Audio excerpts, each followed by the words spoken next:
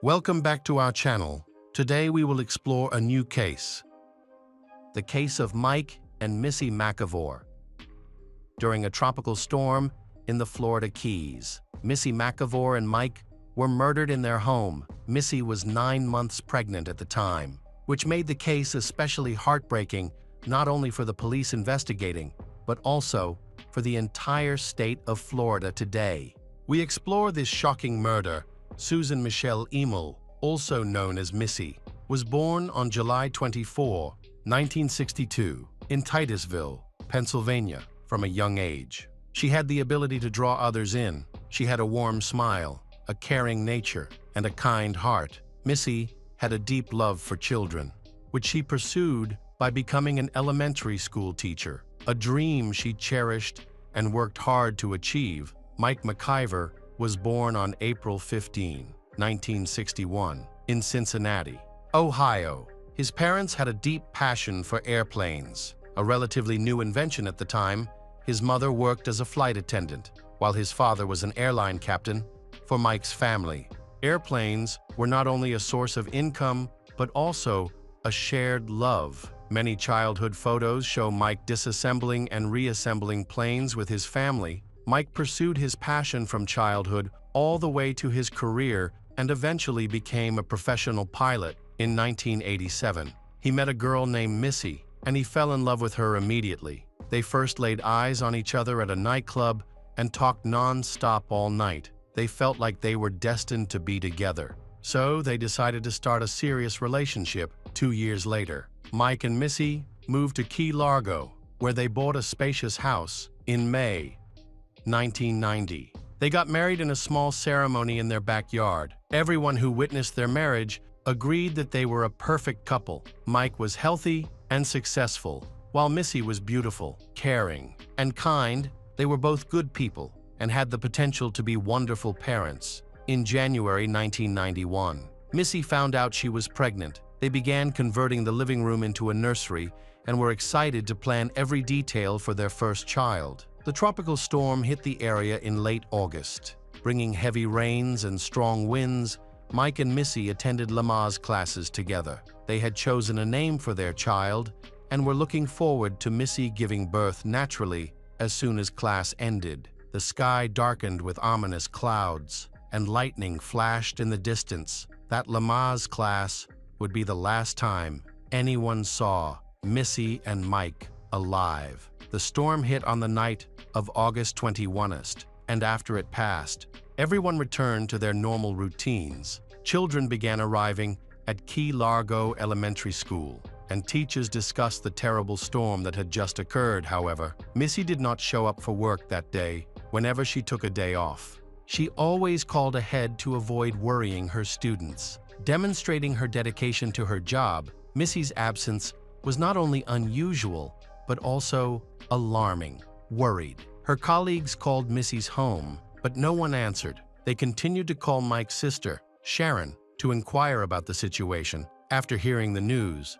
But Sharon called Missy's home, but no one answered her either. She tried again, but still, no one picked up. Strangely, even Mike and Missy's answering machine was not working. Sharon informed Missy's colleagues that she was unable to contact her, prompting them to visit Missy and Mike's home. The door was locked, and all the curtains were drawn except for one, which was only partially open, allowing the colleagues to catch a glimpse of the living room. They were shocked to find a person lying motionless on the floor, with only the person's feet visible. Her colleagues felt worried after witnessing such a disturbing scene through the window.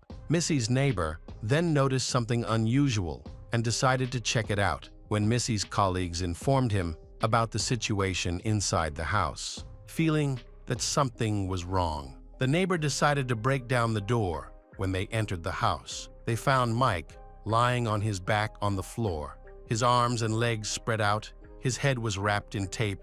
His mouth was also covered with tape, and white socks were placed in front of him. Shocked, they quickly called the police to report the incident. The police arrived promptly to investigate the scene. While searching the house, they found a shoe print on Mike's throat and a metal bar in the kitchen. The police believe the metal bar was the murder weapon and that the killer may have stomped on Mike's throat before killing him in the master bedroom. Missy's body was found. Her wrists were tied to her ankles with what appeared to be a clothesline, and a tie was wrapped tightly around her neck. 2 pieces of tape covered her eyes. Missy had been abused while she was pregnant and then strangled to death. In the following months, the townspeople began installing alarm systems and purchasing weapons, worried that they might be the next victims. Meanwhile, the police were trying to determine what had happened. They believed that the killer had cut the phone lines and entered Missy's house using a ladder left by a contractor. The timing of the attack during a storm allowed him to enter and exit the house undetected. Interestingly, the killer only had a metal bar with him and used items found in the house to tie up his victims. Suggesting that he was experienced, DNA was collected from the crime scene, including semen samples found on various parts of Missy's body. The results of the autopsy confirmed that both Mike and Missy died from strangulation. Mike suffered injuries from being struck with the metal bar, but he also had severe bruising on his abdomen, indicating that he had been kicked in the stomach. Additionally, his throat was severely damaged from being trampled. The strangulation marks on Missy's neck indicated that she had fought back for some time, forcing the killer to attempt multiple strangulation maneuvers before ultimately killing her. Tragically, her child, Kyle, died from a lack of oxygen in the womb during the attack. Police believe that Missy was the primary target and that the perpetrator may have known Mike. As a result, the police began questioning people she knew. Police eliminated 3 potential suspects after they volunteered to provide DNA samples. The police then noticed that some of Mike's business dealings did not appear to be entirely transparent. They discovered that Mike had made several trips to a notorious drug manufacturing center during the height of Miami's illegal drug trade. The police investigated Mike's business dealings, but ultimately, this investigation went nowhere. As there was no evidence that Mike was involved in any illegal activity, time passed without much progress. Then, unexpectedly, there was a breakthrough in the case. Renowned FBI psychologist Dale Hinman was brought in and used the available evidence to create a detailed psychological profile of the killer. She suggested that the killer may have a criminal record, that he knew at least some aspects of Missy's habits, and that he may have been obsessed with her. This was a major turning point in the investigation. A police officer has been trying to catch a suspect named Thomas Overton for years. Thomas is believed to be responsible for the attack and murder of a 20-year-old girl. The girl was last seen at a movie theater where Thomas worked, and her body was later discovered wrapped in a tarp with popcorn kernels nearby. Although the police suspect Thomas, there is no direct evidence linking him to the crime. Thomas later became the prime suspect in the murders of Missy and Mike. However, there is still no direct evidence linking him to their murders. On October 6, 1996, Thomas was arrested while committing an armed robbery and was imprisoned for this crime. He later injured himself in a failed escape attempt while being transported to prison. He asked the paramedics to provide him with gauze. The police collected DNA from the swab and compared it to evidence found at Missy's home, confirming his involvement in the crime. Shortly thereafter, Mike confessed to the murder. He had previously worked at a gas station that Missy often visited, and he had attempted to flirt with her, which she found offensive. She confided in others about the encounter, especially since she was 8 months pregnant at the time, the night before her death. Missy told Mike's sister, Sharon, that Mike had approached her again. This time, more aggressively. She had no idea that Mike had seen her address on a check she had written and had been stalking her for days. Thomas regularly visited Missy's home to spy on her. Revealing his disturbing obsession with her, he noticed contractors coming in to build a nursery for Missy's family on August 21st. During a storm, Thomas put on a mask, black military fatigues, and gloves, and went to Missy's house. He climbed a ladder to the nursery, opened the glass door, and quietly entered. At that time, Mike was in the kitchen and was probably unaware that Thomas was coming up behind him. Suddenly, Thomas hit Mike on the head with a metal bar, causing Mike to instinctively fight back a struggle broke out, but Thomas eventually overpowered Mike and strangled him to death during this attack. Missy entered the room, saw what was happening, screamed, and ran to her bedroom. Thomas followed her, and in his confession, he claimed that she begged for her life and tried to tell him that she was pregnant. However, her words had no effect on him. He then killed Missy and abused her. The trial of Thomas Overton began on October 17, 1998. Prosecutors presented new evidence, including photos of Missy's pregnant belly that Thomas took after she was killed during the trial. Thomas smiled and gestured towards Mike and Missy's family throughout the proceedings. He remained cold and cruel, seemingly enjoying the attention and considering himself a victor. Despite the overwhelming evidence of his guilt, on March 18, 1999, Thomas Overton was sentenced to death for the murders of Mike and Missy Makavores. He is currently on death row and has shown no remorse for his actions. Mike's parents died shortly after his death. Unable to cope with the loss, Mike's sister, Sharon, described Thomas as the embodiment of evil.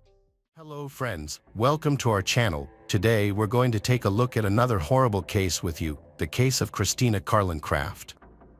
Christina Rose Craft was born on November 11, 1983, in southern New Jersey, to Stuart Craft and Dawn Carlin. From a young age, she enjoyed being in front of the camera, whether it was being photographed or videotaped. After graduating from high school in Linwood in 2000, Christina worked as a waitress in southern New Jersey and later at the Borgata Hotel Casino and Spa in Atlantic City. Although she had a stable job, her true aspiration was to become a model. Christina's determination eventually paid off, and she achieved some success in the modeling industry.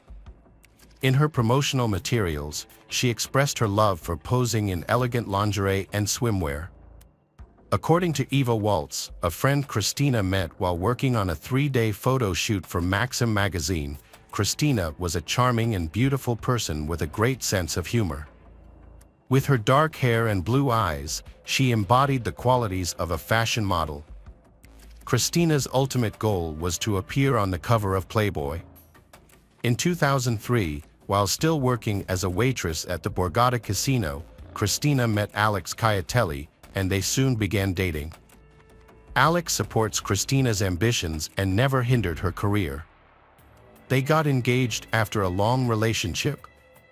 During this time, Christina became Cyber Girl of the Month in May 2009, earning an invitation to the Playboy Mansion, where she attended exclusive events and experienced luxury. At the height of her career, Christina's ambitions soared, particularly after meeting Hugh Hefner. Unfortunately, despite her efforts, she failed to secure a modeling contract with Playboy magazine, a highly competitive opportunity that only one girl among thousands of applicants can attain. Christina faced significant obstacles in becoming a top model at that time. One major issue was her age. At 26, she was considered too old for certain magazines that typically feature younger models. Despite this, she continued to work hard, landing jobs with prominent companies like Redken, Maxim, Victoria's Secret, and Vanity Fair. Determined to advance her career, Christina moved to New York with her boyfriend Alex.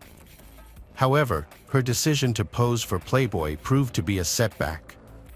Many brands were hesitant to work with her after the explicit photo shoot, and her career began to decline. Eventually, it came to a complete halt. It was a challenging time for Christina, but she was grateful to have Alex's support to help her through it. Christina was a woman known for both her physical beauty and her controversial behavior. In 2016, she caused a disturbance at the Smith, a New York restaurant. Following the incident, the New York Post published several articles about what had happened.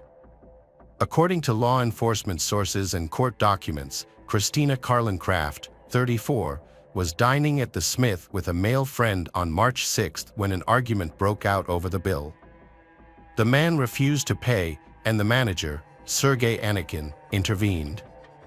Christina, who was reportedly intoxicated, claimed the manager had pushed her, but a video of the incident showed that was not true.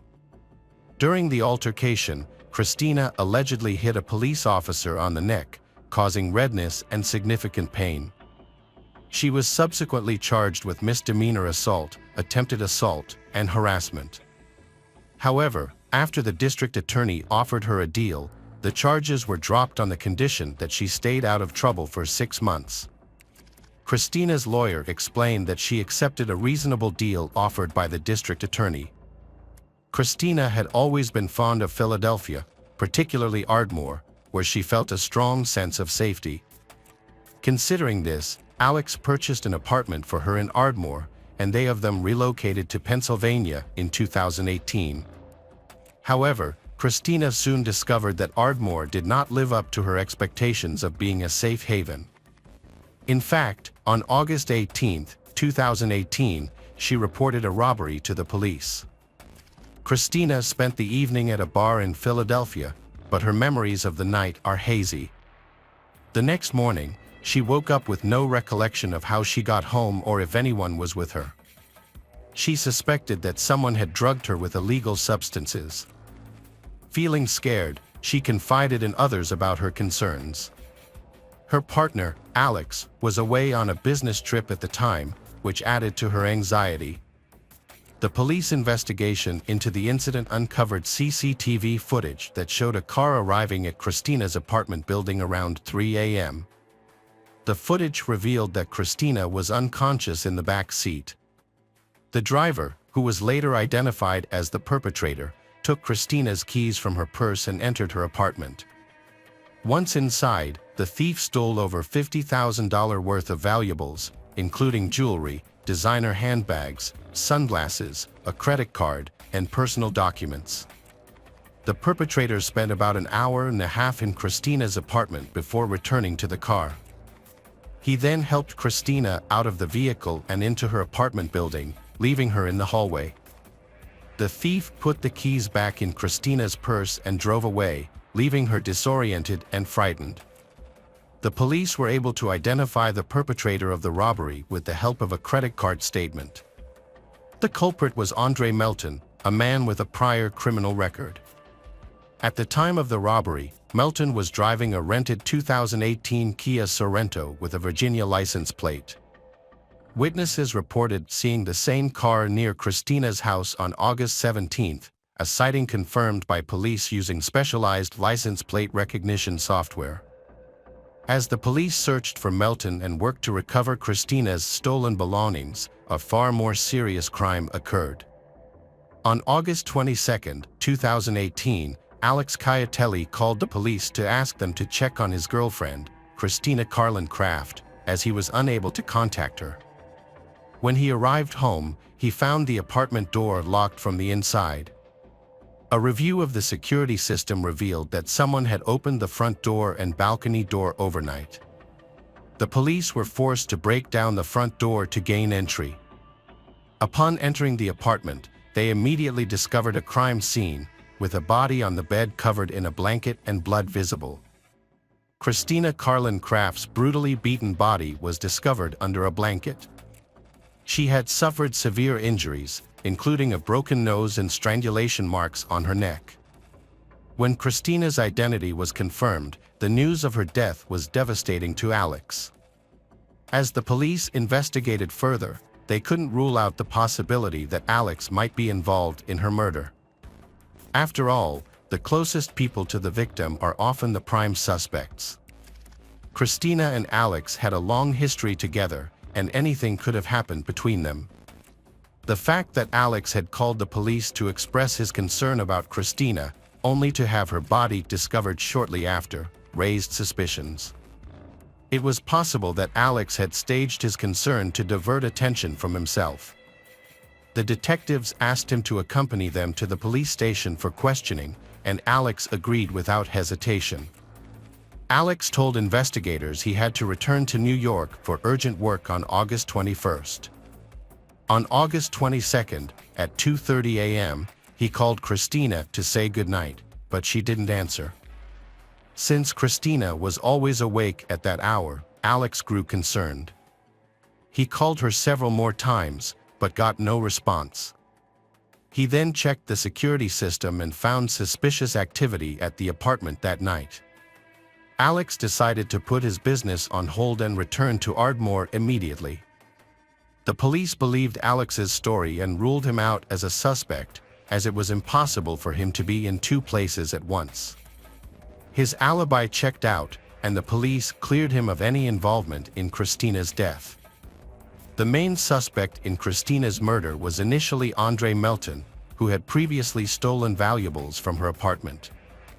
It's possible that he returned to the apartment to steal again, but his plan was foiled when Christina caught him. Alternatively, he may have discovered that she had reported him to the police and sought revenge. On August 22nd, the day Christina's body was discovered, the police obtained an arrest warrant for Andre Melton. When they went to his residence, they found some of Christina's belongings, but Melton was nowhere to be found. However, surveillance footage from the night of the crime revealed that Christina had returned to her apartment with an unknown man at 3:08 a.m., but it wasn't Andre Melton. Further analysis of the footage showed that the unknown man did not leave the apartment. To investigate further, police reviewed CCTV footage from the streets of Ardmore and discovered that Christina had visited a bar in Philadelphia before returning to her apartment. At the bar, investigators found footage of Christina meeting a man who later hugged her, the same man she had returned to her apartment with. Christina and a new acquaintance hailed a taxi after leaving the bar. Detectives tracked her movements to rebuild the timeline of events leading up to her death. They eliminated Melton as a suspect since he wasn't with her that day. They still had to determine if her death was connected to the earlier robbery or just a coincidence. On August 25th, the police got a new lead.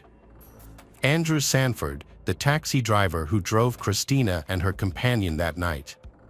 He reported that Christina and her friend had approached him, and they didn't use the taxi app. After agreeing on a fare, they got into the taxi. According to Sanford, the couple seemed affectionate and friendly, so they didn't raise any suspicions.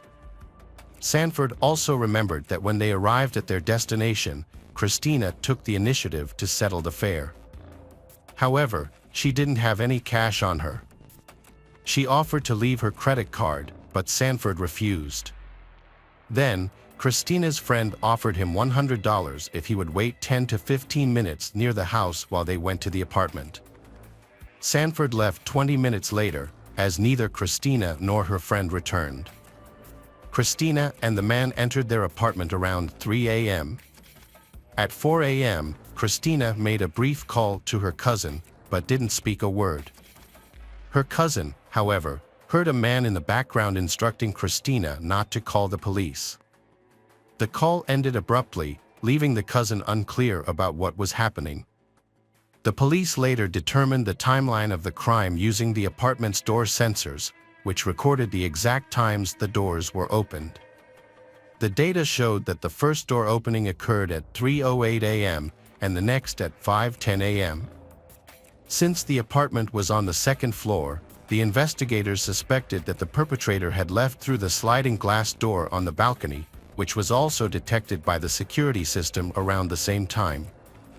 This explained why the surveillance cameras did not capture the moment when the man Christina met at the bar left the apartment. When the police arrived after Alex's call, they found Christina alone in the apartment. Based on this information, the police theorized that the perpetrator escaped by jumping off the balcony.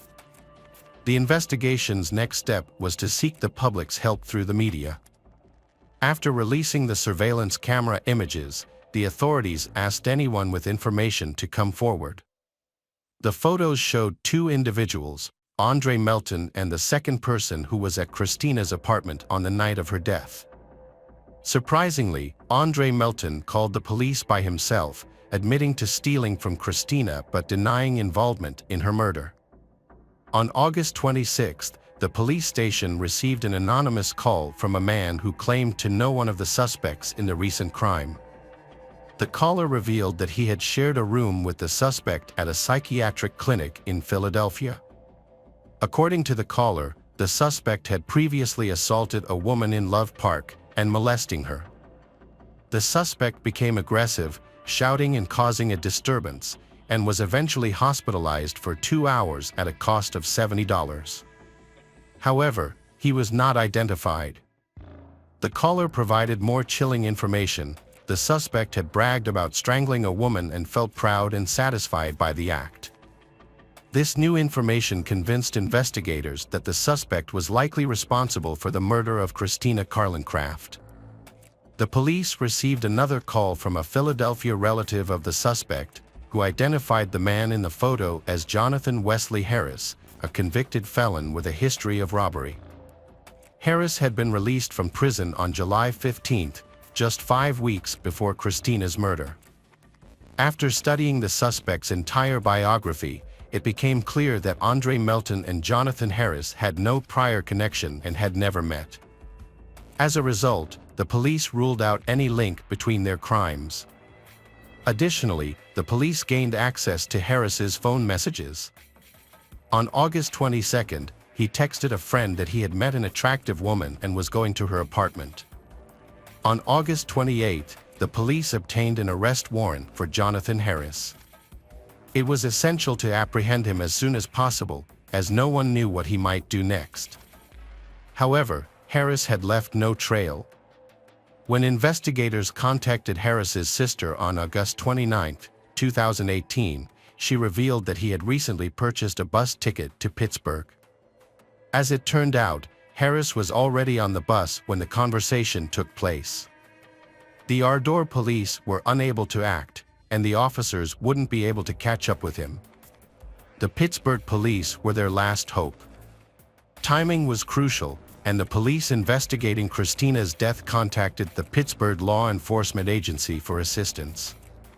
They informed the task force of the bus's expected arrival time in Pittsburgh and shared a photo of Harris, helping them plan a strategic ambush. The officers blocked off all potential escape routes and were prepared to apprehend the suspect at a moment's notice. As the bus approached, one of the employees spotted Harris and allowed him to disembark calmly, reducing the likelihood of panic or chaotic behavior. About 10 minutes later, a police officer intercepted Harris. Harris gave a false name when asked to identify himself. He was arrested and taken to the police station, where detectives from Philadelphia interrogated him about his involvement in Christina's case. Harris claimed that he met Christina at a bar or nightclub, where she was alone and he approached her. He admitted to being under the influence of both illegal substances and alcohol at the time. After chatting and having a drink, Christina invited him to her place. Once they arrived, Harris asked the taxi driver to wait, intending to return shortly. However, he ended up staying with Christina, and they drank multiple bottles of wine together. He claimed that they then engaged in an intimate relationship with mutual consent and used a prohibited substance. Afterward, Harris demanded that Christina pay him $1,200, which she refused. The situation escalated into a physical altercation when Christina allegedly hit Harris with a wine bottle. In response, Harris claimed he hit her in the face, causing her to fall to the floor. When Christina attempted to call for emergency assistance, Harris strangled her with sweatpants until she lost consciousness. Despite his account, several inconsistencies were found in his story. During the toxicology examination, experts found no prohibited substances in Christina's body, only alcohol. This contradicted the suspect's initial claim that he had only hit her once. When confronted with the results, Harris admitted to lying. Harris initially tried to convince detectives of his innocence, claiming Christina was fine when he left her apartment. However, during a subsequent interrogation, he fully confessed to his guilt. He explained that he had panicked after severely beating her, leaving her while she was still breathing, and covering her with a blanket to avoid the sight. Ultimately, Jonathan Harris confessed to taking Christina's life and attempting to escape detection by jumping off the balcony. Despite his earlier confession, Harris pleaded not guilty at the trial. Nevertheless, the investigators had gathered substantial evidence, making it impossible for Harris and his lawyer to win the case. The court was expected to sentence Jonathan Harris to 22 to 40 years in prison for the crime of third-degree life deprivation. However, the large amount of evidence presented by the prosecutors convinced the court that the crime was intentional, making life imprisonment a possibility. During the trial, a key witness testified against Harris. This witness had shared a room with Harris at a psychiatric clinic and had previously reported Harris to the police. Harris had confessed to the crime while in the clinic, telling the witness that he enjoyed the feeling of squeezing someone and watching them take their last breath. In the end, Judge William R. Carpenter sentenced Jonathan Wesley Harris to 30 years to life in prison without the possibility of parole. The judge handed down an additional 22 to 45-year sentence to Harris. The lengthy sentence was intended to send a message to future authorities who might consider granting him early release or pardon. In a separate case, Andre Melton was arrested in December 2018 and charged with burglarizing Carlin Craft's apartment. He was sentenced in March 2020 to 1 to 4 years in prison, followed by 3 years of consecutive probation, totaling 7 years under court supervision. Before receiving his sentence, Melton apologized to Carlin Craft's family. Hello friends, welcome to our channel. Today we're going to take a look at another horrible case with you, the case of Nicholas Wilcox. Nicholas Wilcox, a 39-year-old man from Putnam, Connecticut, lives in a duplex apartment, a popular property type in Florida that is designed for 2 families, with separate rooms, yards, and entrances. Isabella, a 38-year-old woman from Brazil, was the first person invited to rent one of the vacant apartments by Nicholas Wilcox. She used to work as a flight attendant for a national airline in Brazil. After getting divorced in 2010, she moved to America with her children and later married an American, which helped her obtain a green card. Isabella's marriage ended in 2016, and she started dating Eric Robinson, a 46-year-old man from Massachusetts who had never been married and had no children. Despite their romantic feelings for each other, their relationship was occasionally turbulent due to their passionate nature and Eric's bachelor lifestyle. According to Isabella, Eric's behavior was inconsistent and unpredictable, switching between cheerfulness and aggression without warning. This led to repeated breakups and makeups. By June 2017, they had separated once again, shortly before Eric and Isabella moved in with Nicholas. Initially, the living arrangement worked well, with Nicholas and Isabella and Eric respecting each other's space while also spending quality time together. However, over time, problems arose. It was discovered that Eric was using and storing illicit substances, which explained his erratic mood swings. This behavior led to Eric's arrest on August 23, 2017. Nicholas was fortunate to have a steady stream of work, unlike Isabella, who struggled to find a suitable job. To make ends meet, she started helping her neighbor in the construction business. It's worth noting that Nicholas's family had a long history of working in similar trades. His grandfather was a fisherman and boat builder, while his father dedicated his life to construction. After graduating in 1996, Nicholas joined the family business, becoming a roofer. He worked alongside his older brother, Donald, as contractors, building their own client base. At 23, Nicholas started a family with his high school classmate, Kathy. They had a daughter a year later, and twins 3 years after that. Throughout this time, Nicholas worked hard to provide for his family. Despite his busy schedule, friends and acquaintances remembered him as a devoted husband and father. However, his dedication to his professional pursuits may have contributed to the eventual breakdown of his family. They divorced shortly after the birth of their younger children. Despite this, Nicholas continued to support and communicate with his family.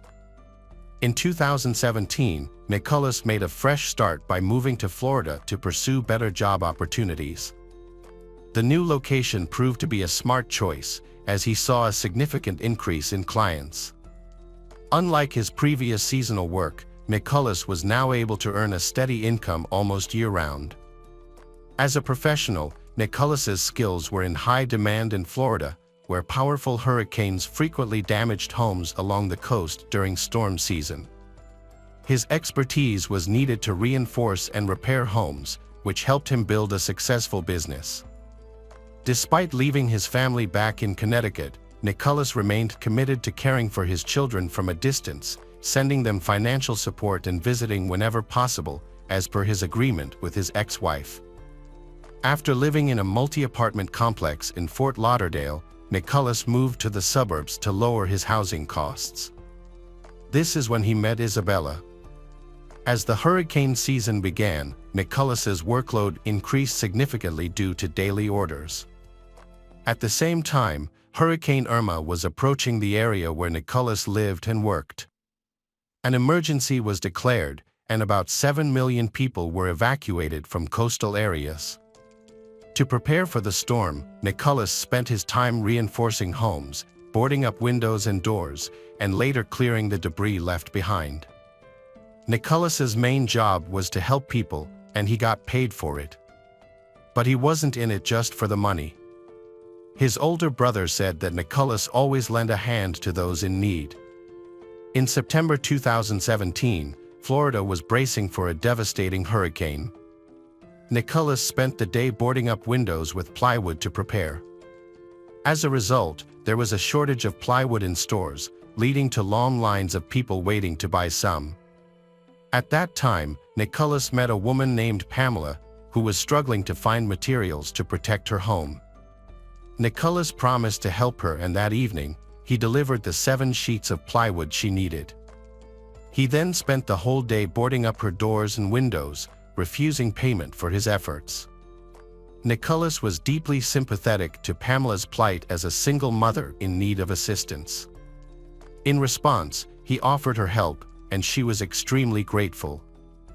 This sparked a romantic connection between them.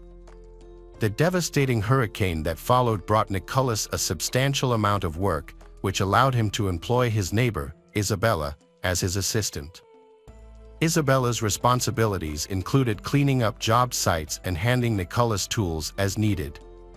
As they spent more time together, their friendly interactions blossomed into romance. On September 3rd, they made a commitment to each other, sealing their promise with a handwritten vow in blood, symbolizing their desire for a long, happy life together, filled with many children. The lovers, Nicholas and Isabella, faced minor issues and disagreements soon after their union. These disputes escalated, culminating in a serious conflict on September 22nd, which led Isabella to leave home and spend the night in a hotel. However, they reconciled the next morning. According to Isabella, Nicholas was neglecting her and showing a lack of respect.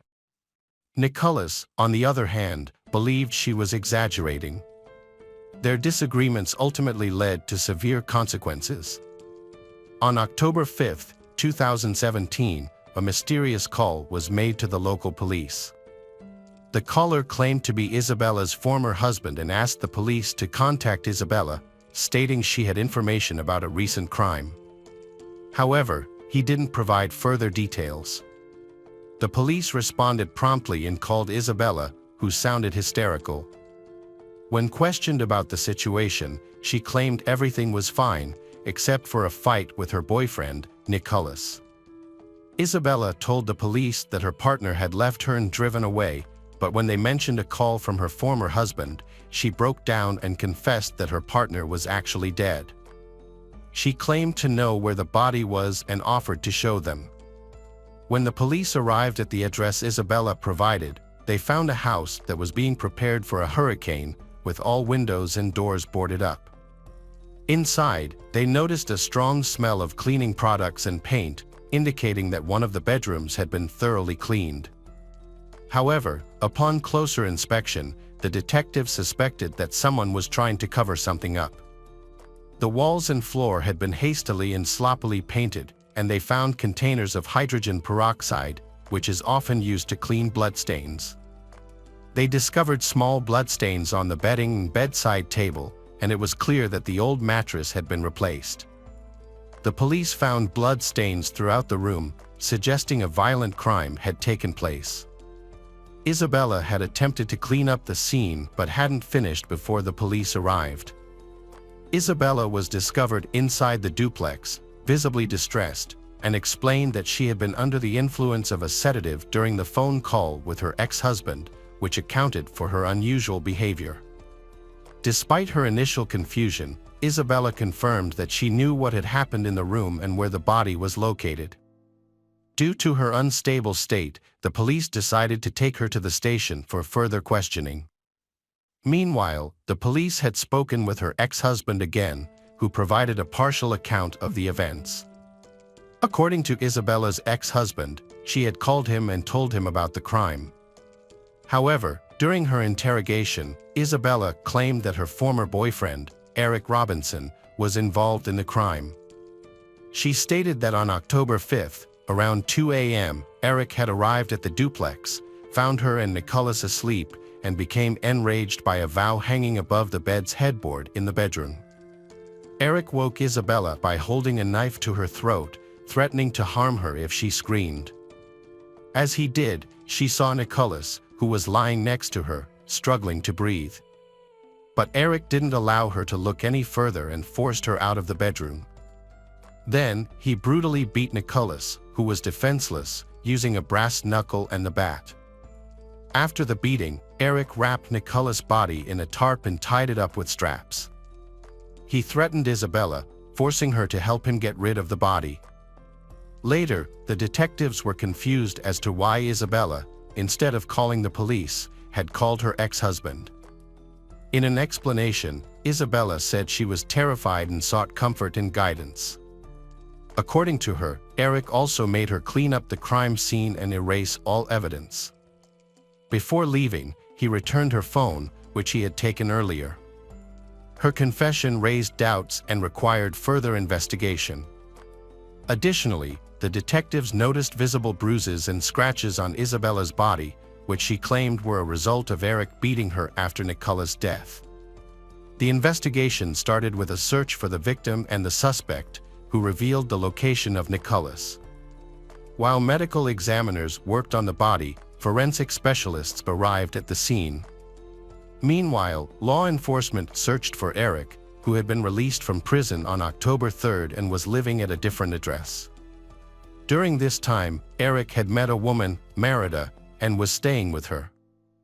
Merida told the police that on the night of October 5th, her boyfriend received a phone call and left immediately. He returned around 5 a.m., packed his things, and left again without explanation. When asked if she noticed any bloodstains on her boyfriend's clothes, Merida said she hadn't seen anything suspicious. Eric was found around 8 p.m., 4 miles away from the house. He refused to cooperate with the investigation and was taken into custody for further inquiry.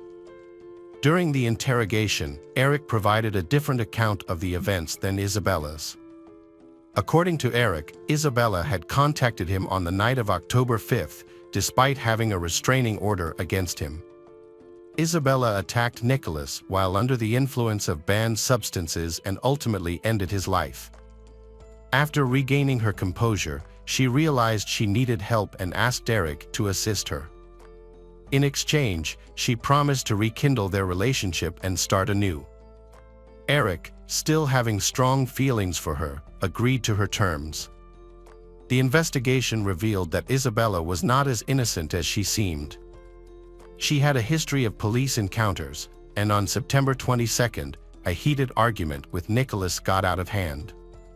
Under the influence of Xanax and other substances, Isabella became violent, destroying some of Nicholas' belongings and damaging his work vehicle. Fearing for his life, Nicholas contacted the police. Although they reconciled the next morning and Nicholas dropped the complaint, investigators discovered Isabella's history of erratic behavior, including a conversation with her ex-husband that shed more light on her past. He described Isabella as having a volatile personality and a hot temper.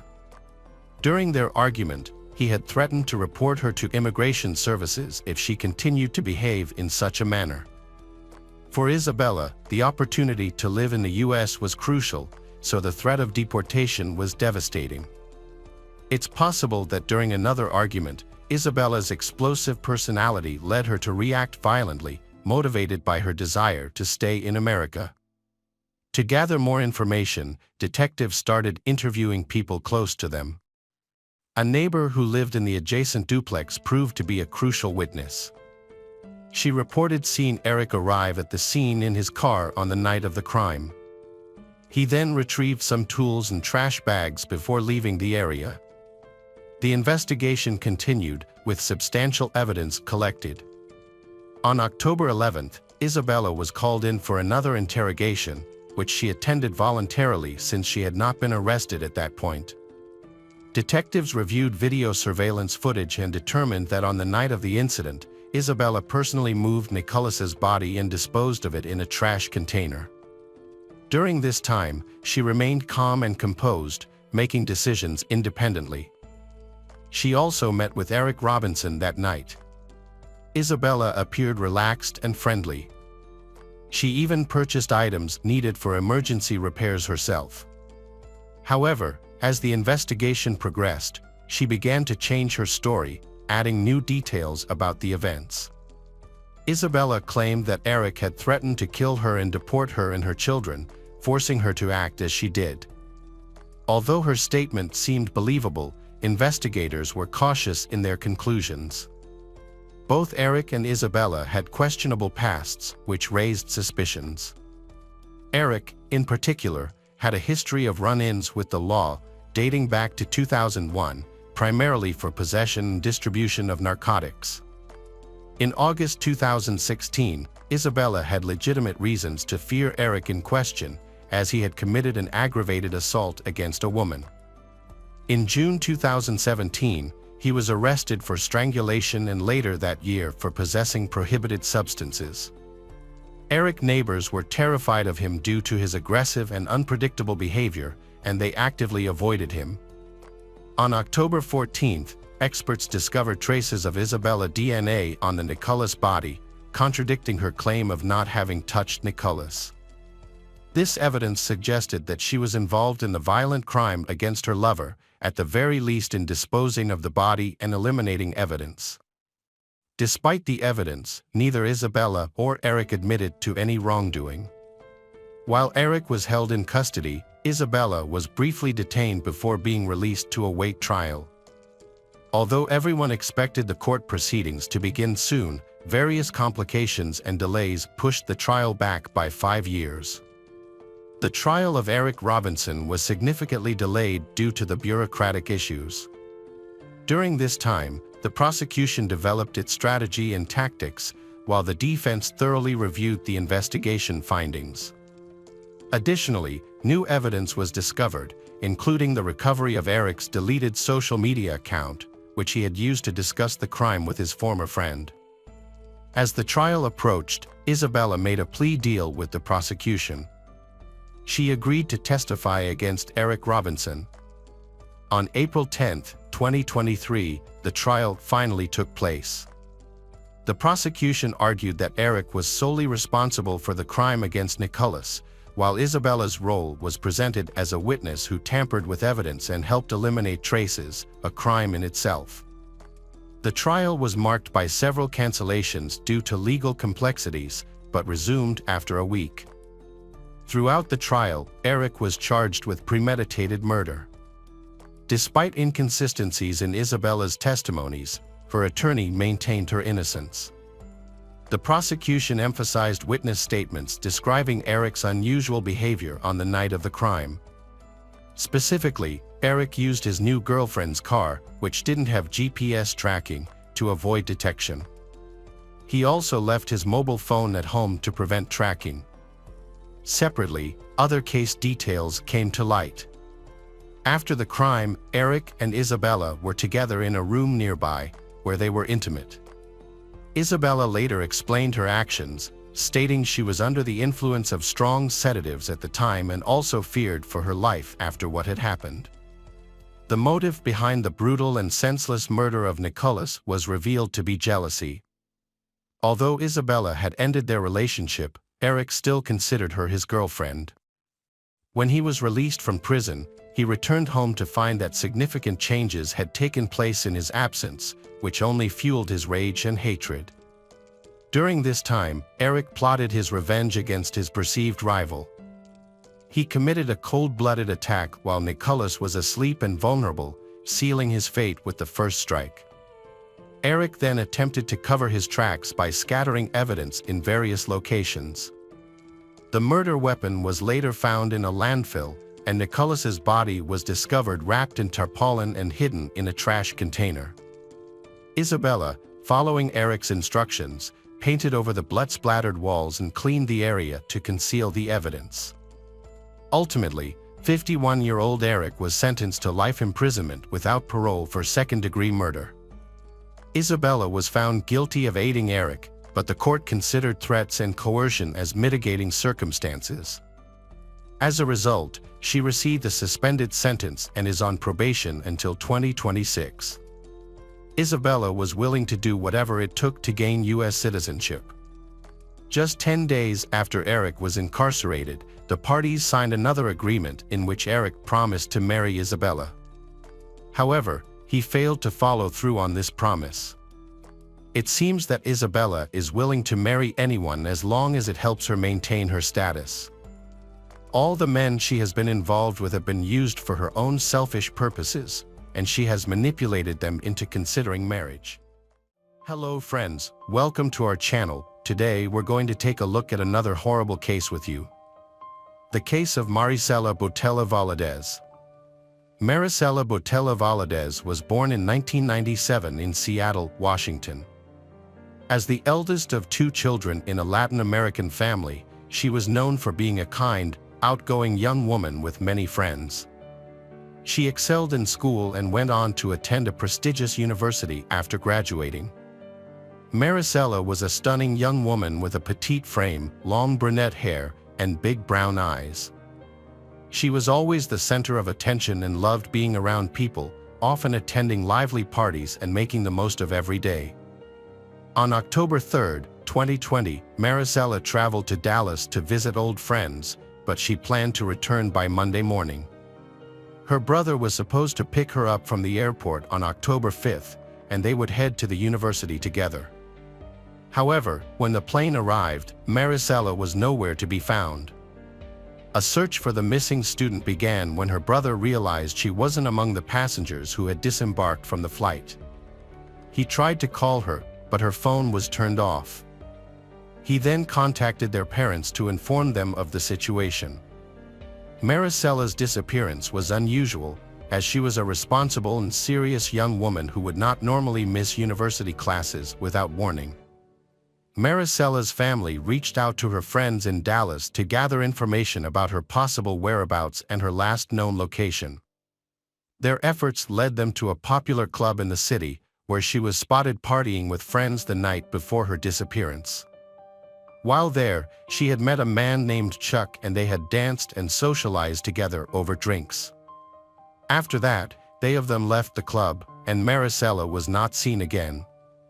When her family was unable to reach her by phone, they grew extremely concerned and frightened, prompting them to quickly report her disappearance to the police.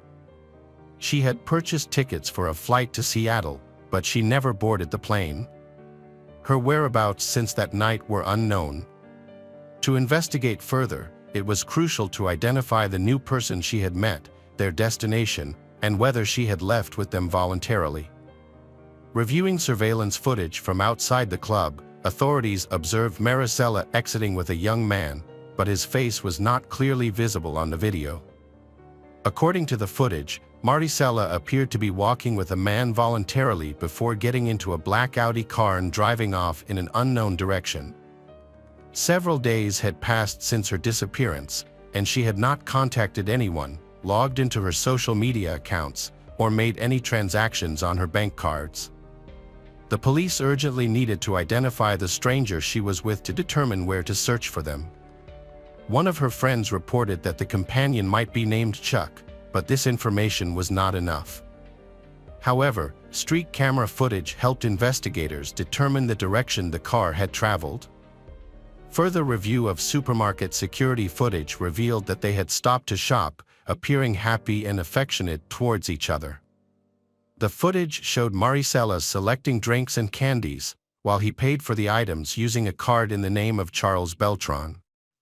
It became clear that Marisella had left with Beltran, a 31-year-old musician who was gaining popularity as a local rap star. However, Beltran had a troubled past, having been to prison twice for robbery and armed assault. He had been released on parole after serving less than 3 years and was on the verge of releasing his own music album. An investigation revealed that Marisella's phone had been active at a specific location on the night she went missing. The location was linked to a house owned by a woman named Lisa Dyke, who was renting a room to Beltran. When police and an FBI agent investigating Marisella's disappearance visited the house, they found it empty. The police were only able to reach Lisa Dyke by phone, as she said she was out of state for work. She confirmed that Charles Beltran had been renting a room in her home, but claimed he had moved out about 2 weeks ago. She also stated that she had no idea where he was after that. They searched the house where he used to live and made several alarming discoveries. The interior was a disaster zone with mess and unsanitary conditions everywhere. It appeared as if the residents had departed abruptly, only taking essential belongings and abandoning the rest. Dirty dishes were stacked high in the sink, old food and mold sat on the kitchen table, and garbage covered the corners of the floor. In stark contrast, investigators found multiple empty bottles of cleaning supplies scattered around, and there were also remnants on the floor and carpet indicating an attempt to scrub areas clean. A disturbing black statue of death, draped in a black cloak and grasping a scythe, occupied one of the upstairs rooms. While it could have been dismissed as an eccentric decoration, its presentation as a makeshift altar, complete with wax candles, dried flowers, and 2 metal bowls, suggested a more sinister purpose. The setup bore an uncanny resemblance to the Mexican cult of Santa Muerte, which reveres a female embodiment of death. The house exuded an atmosphere of foreboding, as if a traumatic event had occurred, prompting the occupants to hastily gather their belongings and flee in a state of panic. A more thorough investigation was conducted using specialized tools to detect blood traces. This revealed multiple wiped blood stains in one of the bedrooms, the bathroom, and the hallway. The bedroom with the most significant bloodstains belonged to Charles, suggesting a violent crime had occurred there.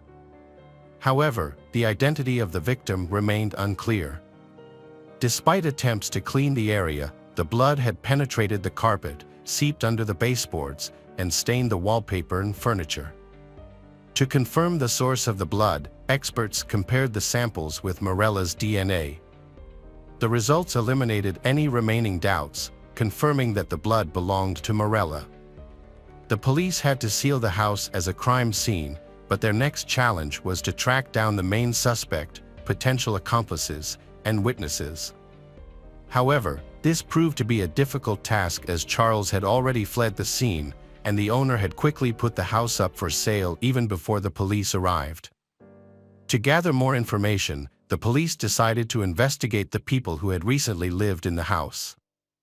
According to the neighbors, who described a complicated love triangle, 3 individuals had lived in the house: 57-year-old Lisa Dyke, 48-year-old Nina Morano, and 31-year-old Charles Beltran. However, the nature of their relationships and the reason for their sudden disappearance remained unclear. To move forward with the investigation, the police needed to look into each person's background and find them as soon as possible for questioning. The owner of the house, who was the only one reachable by phone, was a well-known lawyer with a commanding and ambitious personality. She had been married 3 times and had inherited a substantial amount of money after becoming a widow several years ago. Given her financial situation, it was unclear why she had rented a room to Charles, as she was not known for her charitable nature, suggesting that she may have had an ulterior motive. Charles Beltran, also known as Chuck, had big dreams of becoming a successful rapper. However, his lack of funds and connections, combined with a troubled past, made it difficult for him to get started. That was until he met Dyke, who offered him a helping hand. She took him in, setting up a small recording studio in her home, and even funded the production of several music videos to help launch his career. Dyke also provided Chuck with a car, paid for his social expenses, and bought him stylish clothing.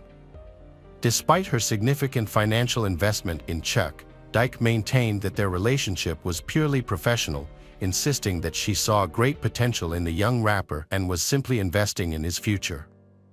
The situation with Nina Morano was particularly interesting. She had been in a long-term relationship with Lisa, and after Lisa's husband passed away, they women no longer hid their romance. In fact, they had gotten married just a few months prior. Nina moved in with Lisa, who was already living with a young musician named Charles.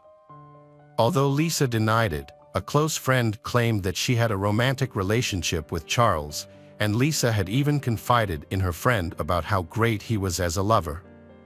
It seemed that Lisa was deeply in love with Charles, as evidenced by her efforts to look younger, including losing 55 pounds, changing her image, wearing bright makeup, and getting tattoos.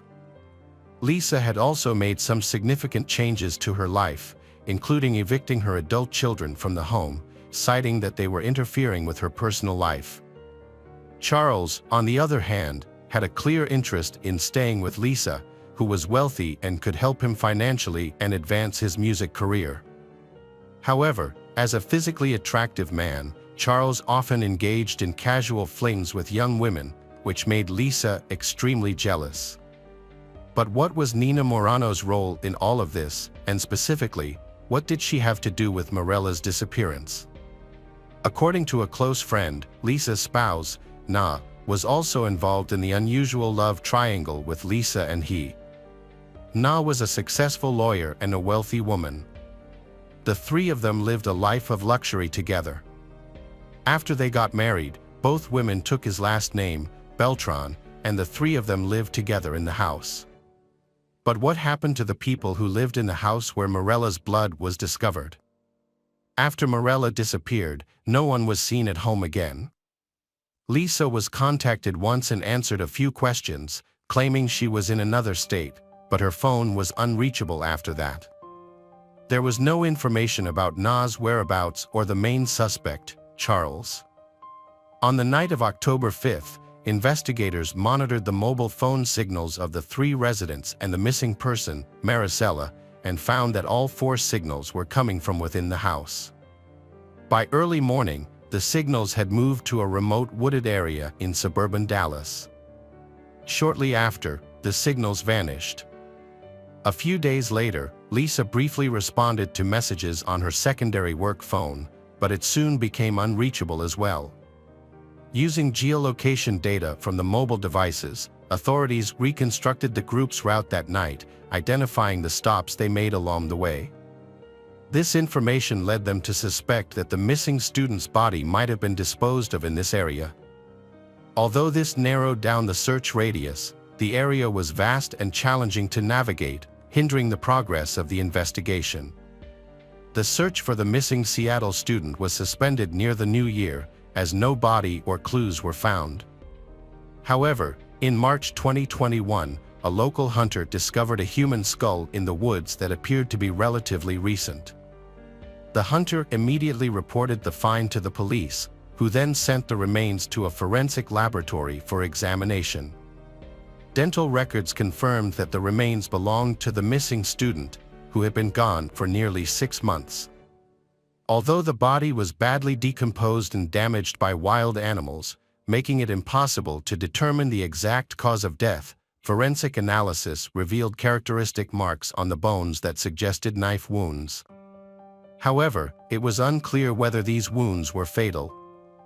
After the authorities found the body in the forest, they quickly identified the first suspects and tracked down Lisa, who had moved to Florida with her partner, Na. They had rented a house in Miami near the ocean. However, when the police arrived, only Na was apprehended, while Lisa went into hiding after learning about the situation. Charles, another suspect, was nowhere to be found, although he occasionally contacted his former girlfriends through messaging apps. In one of his last messages, Charles warned his acquaintances that the police were closing in and that they should be extremely careful. Meanwhile, Na, who was now in custody, denied any involvement in Marisella's disappearance, claiming she knew nothing about what had happened to her. Lisa, on the other hand, used her connections to try to hire a good lawyer for Na. While in Florida, Na attempted to sell her house in South Carolina as quickly as possible, likely to raise funds for their continued hiding or to flee the country. Authorities eventually tracked down Lisa and arrested her, and both women were taken back to Dallas. During initial questioning, neither woman provided any information, and their bail was set at $500,000 each. They were able to post bail and were released to house arrest, but were required to wear tracking devices that allowed authorities to monitor their movements. In August of the same year, Charles made a daring escape attempt, but police were hot on his trail and tracked him down to Utah, where he was hiding at the home of a former girlfriend. She, who had a 5-year-old son with Charles, was overjoyed to see him and didn't ask questions about his sudden return. When Charles was arrested, he initially refused to cooperate with the police or answer their questions. He was counting on his wealthy lover to use her influence and wealth to hire a top-notch lawyer to get him out of trouble. However, things took a dramatic turn on Christmas Eve in 2021. Lisa and Nina, who had been released on bail, suddenly went dark when their tracking bracelet stopped working due to the holiday chaos and high activity. The police didn't send a team to the suspect's location until the next day, but by then, they had already vanished. It was later discovered that the suspects had been carefully planning their escape for months. As a result, by the time the police pursued them, they had already crossed the border into Mexico undetected. From Mexico, they traveled to South Korea by air, and their trail eventually went cold in Cambodia. The FBI teamed up with the Cambodian police and immigration authorities to locate the suspects on the run. They women first raised suspicions after making a large cash withdrawal from an ATM, prompting authorities to monitor their movements. They tried to pay for everything in cash to stay under the radar, but security footage helped reveal their whereabouts. An ATM camera identified the fugitives, and another camera caught the license plate of the vehicle they arrived in. The vehicle's owner cooperated with police and took them to the residence where the foreign women were living extravagantly. They were recaptured in February 2022 and sent back to the United States, where they were taken into custody without the possibility of bail, ensuring they went directly to jail to face the law. Charles realized that his lover was only looking out for herself and had no intention of helping him avoid prison. This led him to decide to cooperate with the investigation and share information. His detailed account of the events that took place that night shocked many. Bellin admitted to being in a romantic relationship with Lisa, the homeowner, and her spouse, Na, but claimed it was motivated by financial gain and a desire to further his music career.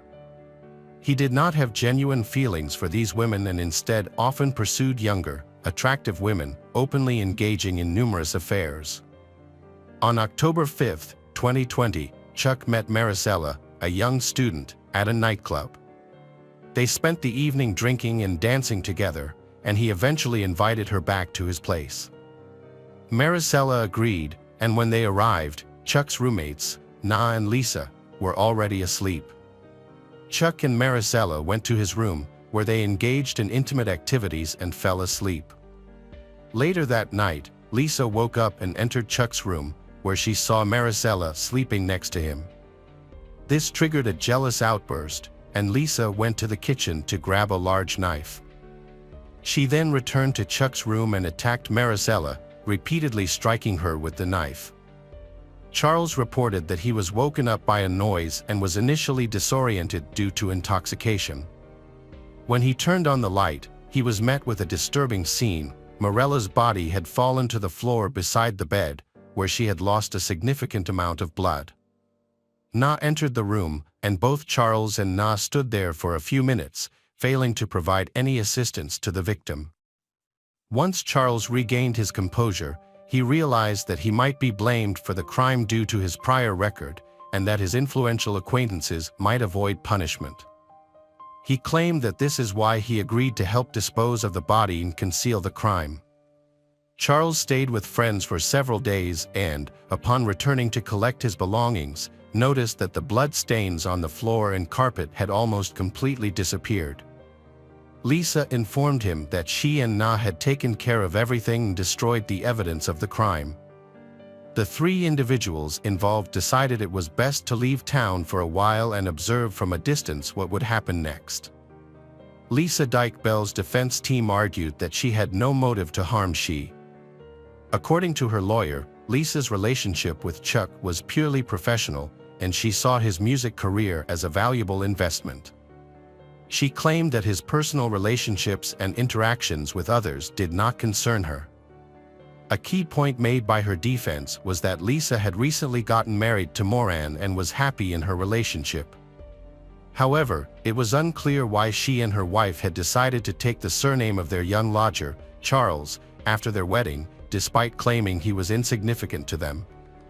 During the trial, Lisa portrayed Charles as hot-tempered and cruel, especially when intoxicated, and stated that she feared him. Lisa's account of the events that night claims that Chuck brought a new woman home from the club, but their encounter turned violent when an argument broke out. Chuck allegedly grabbed a knife in a fit of rage. Lisa and Nina intervened, trying to separate they, but it was too late. Marisella was already dead. Chuck then coerced Lisa and Nina into helping him dispose of the body and clean up the crime scene, threatening to harm them if they didn't comply. However, a witness who testified in court, a friend of Lisa's, painted a different picture. According to the friend, Lisa was intensely fixated on Chuck and had often expressed a desire to get rid of any woman who got close to him. The friend suggested that Lisa's emotions got the better of her that night. The friend also mentioned a peculiar detail, a statue of Santa Muerte in Lisa's home, which was part of an improvised altar.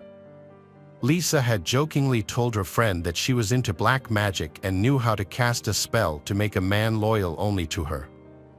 The ritual apparently did not work as planned, and she turned to using a knife instead. A real estate agent who was approached by the women shortly after the incident testified that they were desperate to sell several properties they owned as quickly as possible.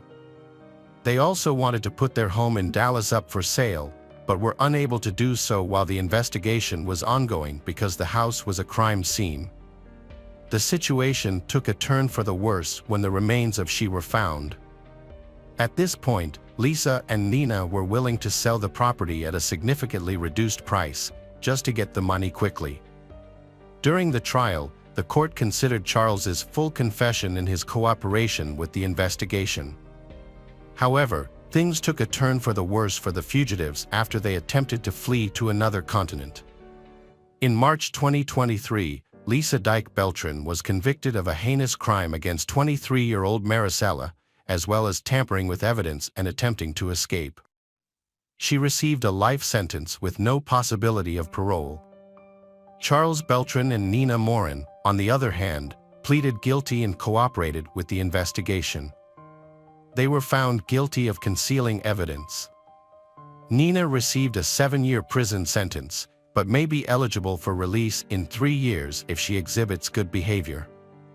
Charles, who had prior convictions, was sentenced to 12 years in prison with the possibility of parole after serving 8 years.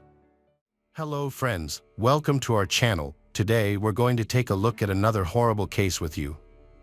The case of Linda Slaton. Linda Patterson Slaton was born on March 8, 1950. At 16, she became pregnant with her first son, Jeff, and 3 years later, her second son, Tim. To build a stable family, she convinced her boyfriend, Frank Slaton, to marry her. Unfortunately, the marriage turned out to be disastrous. Frank's alcoholism addiction led to routine abuse of Linda and their sons. Jeff and Tim remember their father's violent behavior, which was triggered by his drinking. The abuse was so severe that Linda considered divorce, and in 1974, she finally escaped the toxic marriage. After 9 tumultuous years, Linda divorced Frank and started a new life as a single mother to her 2 teenage sons. Despite financial struggles and limited resources, she worked hard to provide for her family and be a caring presence in her sons' lives. Without a car, Jeff and Tim often walked to school or relied on others for rides. Jeff and Tim loved playing football, but they didn't have a ride to practice, so their coach, Coach Joseph, would often give them a lift to and from their home. Around the same time, Linda was preparing her home for her mother's visit. She wanted her mother to move in, hoping her presence would help tidy up the house and make it feel more welcoming. Linda's sister Judy would often visit her, and they would spend their time chatting over coffee. However, on September 4, 1981, Judy arrived at Linda's apartment around 8:30 a.m. to find something shocking. The night before, on September 3, 1981, Jeff had come home from football practice to find no food, so he went to his grandparents' place. He returned home around 9:30 p.m. to find the house empty. Later, around 11:30 p.m., Linda and her younger son Tim came home. Linda had been at a neighbor's place playing cards, and before that, she had done some household chores. Jeff saw his mom doing the dishes while Tim went to bed. Jeff apologized to his mom for their earlier argument, and they made up before Linda said goodnight to her boys. Jeff's last words to his mother were, "I love you, Mom, I'll see you tomorrow," but tragically, that would be the last conversation they would ever have. On September 4, 1981, at around 8:30 a.m., Judy visited Linda's apartment. When she knocked on Linda's bedroom door, there was no response. This was unusual, as Linda typically woke up before the boys left for school. Judy thought maybe Linda was still asleep, but as she turned to leave, she noticed something odd. The window in Linda's room was open, and the sheet that usually covered it was missing. Judy's concern grew, and she knocked on the door again. This time, she opened it and was met with a horrific sight: Linda's lifeless body on the floor, a wire clothes hanger wrapped around her neck. Linda was partially undressed, and her cupboard was wide open, but there were no signs of a struggle. Everything else in the room was in its usual place. Judy's scream alerted a nearby caretaker, who immediately called 911. Within minutes, the police, news reporters, and medical services arrived at the scene. The area was quickly cordoned off. Tim and Jeff were abruptly awakened by police officers, who then asked them to leave their home, which had become a crime scene. Jeff managed to avoid seeing his lifeless mother by passing by her room quickly, but Tim caught a glimpse of her for the last time. The 2 boys were subsequently sent to live with their grandparents while the investigation continued. Tragically, their mother, Linda, had been murdered at the age of 31. As soon as the boys had left, Sergeant Edgar Pickett of the Lakeland Police Department arrived at the crime scene to take charge of the case. He played a crucial role in the investigation and discovered vital evidence. Upon beginning his examination of the scene, Sergeant Pickett found several fingerprints in Linda's bedroom. While most belonged to the victim, one print did not match Linda's appeared. A palm print was discovered on the windowsill of Linda Slaton's bedroom, the same window that was missing a sheet, sparking an investigation into her death. An autopsy revealed multiple bruises and marks on her arms, shoulders, and neck, and her partially naked body suggested possible sexual assault. The autopsy results confirmed that Linda was brutally beaten, sexually assaulted, and then strangled to death with a metal clothes hanger from her own closet. The palm print found on the windowsill was a crucial piece of evidence, but unfortunately, forensic DNA analysis was not available at the time. As a result, the police had to explore Linda's family tree to identify potential suspects. The primary suspect was Frank Slaton, Linda's ex-husband, who had a history of aggression and abuse. In 1975, during their divorce, Linda described Frank as having an aggressive nature and being neglectful of his family.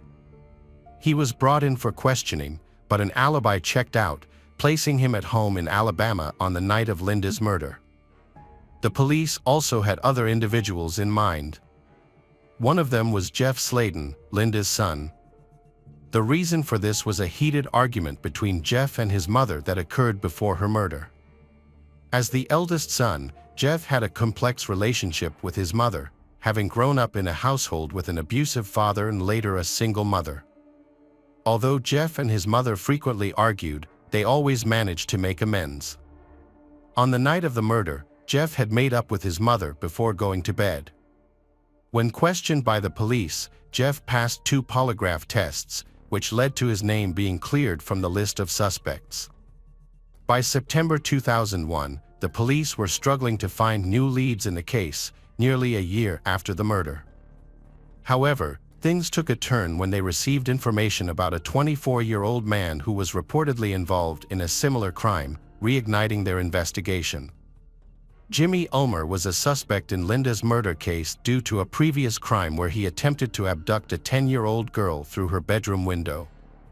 A police check revealed that Ulmer had received an 80-year prison sentence, and his crimes bore a striking resemblance to Linda's case. Furthermore, Ulmer had been living in the same apartment complex as Linda at the time of the murder. The evidence against him made Ulmer the prime suspect, but he died during the investigation, making a DNA match impossible without exhuming his body.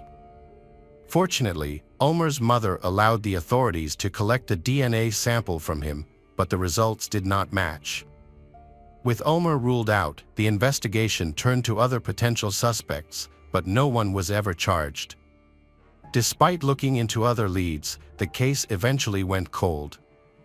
The Slaton brothers, Linda's children, were now left to cope with the loss of their mother, relying solely on their grandparents, Clarence and Margaret Harris, for support. After Linda passed away, her family held a funeral and gradually returned to their normal routines. Her sons went back to school, and as time went by, they began to heal and move on from what had happened. Tim eventually started playing football again, and he found comfort in the support of his teammates and coach Joseph, who would often give him rides to and from practice. Tim put up a photo of his team in his bedroom, which became a source of motivation for him to keep moving forward and overcome his challenges. After their mother's death, the young Slaton brothers grew into men who built loving families of their own. Jeff got married and had 2 children, while Tim also started a family. As the years passed, both brothers regularly checked in with the Lakeland investigators to see if there were any updates on their mother's case. By 1998, Sergeant Edgar Pickett had left the case, and a new investigation team took over. Detective Brad Grace was assigned to the Slaton case and began reviewing the evidence. He discovered unidentified DNA from the 1981 crime scene and sent it to the Florida Department of Law Enforcement's Major Crime Lab for analysis. By 1999, the lab had successfully developed a full DNA profile of the killer. In 2001, Detective Grace reviewed the list of suspects in the Slaton case, determined to collect DNA samples from each one. He arranged a meeting with the Slaton brothers and collected their DNA samples, which were sent for further testing. However, the results revealed no match with the DNA profile of the suspected murderer. After clearing Jeff's name, Detective Grace turned his attention to Frank Slaton. Frank had since quit drinking and appeared to have overcome his aggressive tendencies, even reconnecting with his sons, Tim and Jeff. Frank agreed to submit his DNA for testing, but it did not match the DNA profile. Detective Grace attempted to find a match for the unidentified DNA profile by submitting it to the FBI's National DNA Database in 2005. Over the years, he eliminated dozens of suspects through DNA evidence, but he retired in 2015 after 17 years on the case. The case was then assigned to new detectives, Tommy Hathcock and Russell Hurley.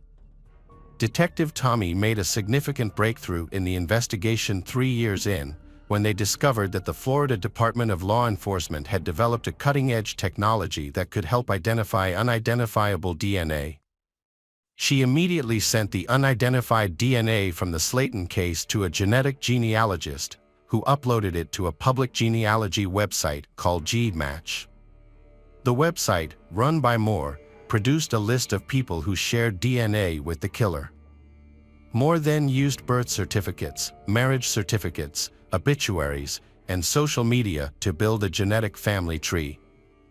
As she dug deeper, she created 3 branches of the family tree that led to a single individual who was likely responsible for Linda Slaton's murder. The DNA profile and family tree pointed to one person, Joseph Clinton Mills, also known as Coach Joseph.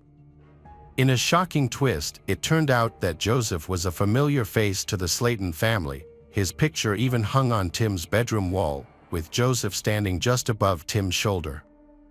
Upon learning the killer's name, detectives Tommy and Russell began investigating Joseph Mills' background. They uncovered a history of crimes, including grand theft committed through forging a will.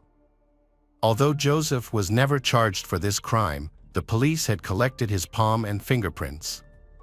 Significantly, a palm print matching Joseph was found on the windowsill at the crime scene by Sergeant Edgar Pickett. The family of the deceased might finally find closure in a cold case that had been open for over 40 years. To confirm their suspicions, investigators compared the palm prints taken from Linda Slaton's windowsill in 1981 to the suspect's palm print and found a match. However, they still needed to compare a recent DNA sample from the suspect to the DNA evidence from the Slaton case. To do this without alerting the suspect, detectives decided to obtain his DNA for testing without his knowledge. To gather evidence, investigators took garbage bags from Joseph Mills's house and searched them at the police station for items that could contain his DNA. While sorting through the trash, they found a piece of medical adhesive tape in one of the bags and sent it to the crime lab for testing. As they awaited the DNA results, the detectives looked into Joseph's private life. He was a 58-year-old married man with children and grandchildren who had spent most of his life in Kathleen, Florida, just 30 minutes from the crime scene. 2 weeks later, the crime lab results came in, revealing that the unknown DNA found at the scene matched the DNA on the medical adhesive tape. In December 2019, detectives arrested Joseph and brought him in for questioning. It was discovered that Joseph was only around 20 years old when he committed the crime in 1981. Police had spoken to him over the phone just a day after the murder, but Joseph had told investigators that he had dropped the victim off after football practice on the night of September 3, 1981, the evening before the murder. The police did not initially suspect Joseph, but he eventually became a person of interest. During questioning, Joseph claimed that Linda Slaton had invited him over for consensual sex. However, investigators thought this was a fabricated story. They suspected that Joseph had actually targeted Linda before the night of the murder, partly because he had frequently given her son, Tim, rides to and from football practice, and also because he had been seen lingering around the Slatons' residence. According to Joseph's statement, on the night of September 3, 1981, after dropping Tim off at his house after football practice, Joseph returned to the Slatons' residence when no one was home. He broke in through Linda's bedroom window and hid in her closet until she went to bed. Once she was asleep, Joseph emerged from the closet, beat, sexually assaulted, and ultimately strangled Linda using a wire hanger from her closet. Joseph Mills was found guilty of first-degree murder and sexual battery. During his sentencing, family members of the victim, Linda Slaton, confronted him and demanded to know why he committed the crime. However, Joseph failed to provide any explanation or apology, simply stating, "I am a good person." The judge sentenced Joseph to life in prison without the possibility of parole. Although the Slaton family found some comfort in knowing that Joseph will spend the rest of his life behind bars, they were still outraged that he was able to live freely for so many years while they suffered without their mother. Tim, Linda's son, was particularly shocked by the revelation. Joseph had been a role model and coach to him, and Tim had looked up to him. However, it turned out that Joseph had been playing a sinister game. He would often ask Tim about the progress of the case, pretending to show concern, while secretly trying to gather information and avoid suspicion. Joseph would ask about new leads and news, but Tim had no idea that the killer was standing right in front of him. Even today, Tim does not believe that the person he trusted most was actually his mother's killer. In fact, he says he had the killer's picture in his home for years without ever suspecting anything. Jeff, still grieving, often wonders how life would be different if Linda were still alive. Despite the traumatic experience, Tim and Jeff have remained very close. They often visit their mother's grave together, and Jeff never fails to light a candle on the anniversary of her death. Hello friends, welcome to our channel. Today we're going to take a look at another horrible case with you. The case of Sarah Johnson. In the quiet town of Bellevue, Idaho, a typical Tuesday morning on September 2, 2003, turned into a chaotic scene. At 6:20 a.m., residents were jolted by the sound of gunshots, followed by the wailing of sirens as sheriff's deputies from Blake County rushed to the Johnson residence. Inside the house, officers found a gruesome scene. Diane Johnson had been shot once in the head and was found in bed, while her husband Allan Johnson lay dead on the floor, having been shot once in the chest. A 16-year-old girl named Sarah was left shaken but unharmed after a traumatic event. As detectives investigated the scene, they discovered surprising secrets that ultimately led to a stunning discovery. But who had Sarah's parents, Diane and Allan, wronged, and what series of events led to their heartbreaking deaths? A frantic 911 call was made after a neighbor reported a horrific crime. The caller stated that a 16-year-old girl, Sarah Johnson, had arrived at her doorstep, frantically screaming that her parents had been shot. The caller reported hearing 2 gunshots. According to the neighbor, Kim, Sarah had run to her house in a state of panic, claiming that her parents, Diane and Allan Johnson, had been murdered. The police and emergency responders were immediately dispatched to the scene. Upon arrival, law enforcement officials entered the house and were met with a disturbing scene. They found Diane, 52, in bed with a fatal gunshot wound to her head. It appeared that she had been killed while she was asleep. The walls and ceiling near the headboard were splattered with blood, and a fragment of her skull was found on the floor. Allan's body was found on the floor beside Diane's side of the bed. He was wearing only a towel, and a large pool of blood had formed around him. Initially, police thought they had a clear-cut murder-suicide case. However, as they took a closer look at the crime scene, their theory quickly unraveled. At the scene, investigators noticed the sound of running water and followed the trail of blood to the adjacent bathroom. The shower was still on. Once they turned off the water, they observed blood splatter on the walls and a single bullet hole in the shower wall. The officers then expanded their search of the house for more evidence. In the bedroom where Diane's body was found, investigators discovered what they believed to be the murder weapon, a .264 caliber Winston rifle, on the floor. At the foot of the bed, 2 kitchen knives were also discovered. Another knife was found on the bed of the Johnson's son, Matt. The placement of these knives baffled investigators.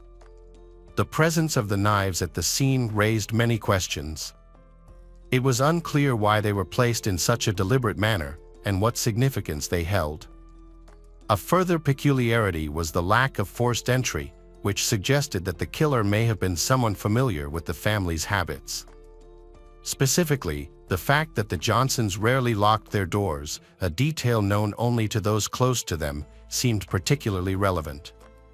Additionally, the house showed no signs of having been ransacked, which contradicted the possibility of a robbery gone wrong. Sarah told police she was asleep when she heard a gunshot. She immediately got up and ran to her parents' bedroom to call out for her mother. That's when she heard a second gunshot. Fearful for her safety, Sarah rushed to her neighbor's house for help. She didn't see the person who fired the shots. Her neighbor, Kim Richards, backed up Sarah's account and was the one who called 911. On the property was a separate guest house that belonged to a family friend, 45-year-old Mel Spiegel. As investigators entered the house, they discovered a crucial piece of evidence on the bed, the scope from the rifle found at the crime scene. However, Mel Spiegel was unexpectedly absent. His sudden disappearance raised suspicions, making him a person of interest for the investigators. Sergeant Walt Femling ordered the property sealed off and instructed officers to stop the waste disposal truck from collecting trash. A critical piece of evidence was nearly collected and taken away, but a deputy intervened just in time, stopping the truck just a house away. The theory was that Mel had a confrontation with Allan and Diane, which escalated into a violent argument, resulting in their deaths. As investigators explored this possibility, forensic teams searched the trash cans and found additional evidence. Inside a bundled-up pink bathrobe, they discovered a latex glove, a single brown leather glove matching the one found in the Johnsons' bedroom, and ammunition for a .25 caliber gun. The evidence was carefully tagged and sent for DNA testing. As investigators pieced together their own scenario, it became clear that the killer likely had prior knowledge of the Johnsons' unlocked doors and the trash collection schedule. It was possible that the killer disposed of the evidence in the trash before fleeing the scene, after the double homicide. Mel was located in Boise, Idaho. He voluntarily met with investigators at the Boise police station. The investigators inquired about Mel's activities earlier that day, and Mel stated that he had spent the weekend with his family. He was planning to return to Bell in a week. To verify Mel's alibi, investigators contacted his family members, who confirmed that he was indeed with them. During the conversation, Mel discussed his relationship with Allan and Diane, explaining that he had rented the guest house from they for years. Mel described his relationship with they as close and very good. When questioned about the rifle used in the murders, Mel acknowledged that it was his, but claimed it had been stored in his closet before he left for Boise over the weekend. Investigators then inquired about potential enemies of they. Mel shared that Allan and Diane had been concerned about their daughter Sarah's relationship with 19-year-old Bruno Santos, who was allegedly living in the country without proper documentation and selling drugs. Mel specifically mentioned Bruno Santos as someone investigators should look into. Mel encouraged investigators to talk to other family members, leading them to reconstruct the Johnson family's history. Here's what they discovered. Allan and Diane Johnson's relationship began in the early 1980s. At the time, Diane was a single mother to a toddler son, Matt, from a previous relationship. They got married in 1983, and Allan adopted Matt as his own son. The family settled in a beautiful home in the quiet city of Bell, Idaho. In 1987, they welcomed a new addition, a daughter named Sarah Johnson, born on January 25. Their children, Matt and Sarah, were both doing well in their studies. Matt, who was 22 at the time, was a university student at the University of Idaho in Moscow. Sarah was not only excelling in her schoolwork, but was also an accomplished athlete on her school's volleyball team and received adoring attention from her father Allan. The investigators had been ruling out potential suspects and were about to reveal underlying family conflicts that had been escalating over the past few months. With Mel cleared as a suspect, the Johnson family was known to be happy and loving, but things changed when Sarah started dating Bruno Santos. Investigators interviewed the family members, including Matt, the son who had returned home from university, and Diane's sister and brother-in-law, Linda and Jim Fave. All of them described the family life as happy and normal until Sarah and Bruno became a couple. According to Matt, Linda, and Jim, Sarah's relationship with Bruno caused significant tension in the family, which escalated over the months leading up to the murder. Sarah resisted her parents' rules, particularly when they forbade her from seeing Bruno again. Despite this, she continued to defy them. Jim revealed to investigators that Bruno had a potential motive to murder Diane and Allan. A few days before the murders, Allan and Diane had discovered that Sarah had lied about sleeping over at a friend's house. In reality, she had spent the night with Bruno. Allan informed Jim about the situation and asked him to join them in confronting Bruno. Jim informed investigators that Allan was enraged and threatened to report Bruno to the police for assaulting underage Sarah. The three then left together. A charge of this severity could result in Bruno's deportation. After hearing Jim's account, investigators suspected that Bruno had a strong motive to harm the Johnsons. They decided it was time to speak with Bruno. Santos County Police were familiar with Bruno Santos, a high school dropout with a history of minor drug-related offenses. When questioned, Bruno became confrontational and arrogant, making it challenging for investigators to deal with him. During questioning, Bruno claimed he had recently proposed to Sarah, and she had accepted. It's thought that Bruno made this claim to demonstrate his love for Sarah and prove that he wouldn't have done anything to harm their relationship. When investigators inquired about his whereabouts on the morning of the murders, Bruno said he was sleeping on the couch at his residence. He suggested that officers contact his mother, who confirmed that she was also at home with him at the time. Despite this, his alibi was not considered particularly solid. When investigators questioned Bruno about the murders of Allan and Diane Johnson, Bruno expressed his hatred for Allan and Diane Johnson. Bruno was initially the prime suspect because of his obvious motive. He was angry with the Johnson family, especially Diane, Sarah's mother. By killing the Johnsons, Bruno hoped to be with Sarah. The investigation into Bruno's involvement in the Allan and Diane Johnson murders took a significant step forward when a search warrant was executed at his home. As a result, the clothing and shoes he wore on the day of the incident were seized for forensic testing.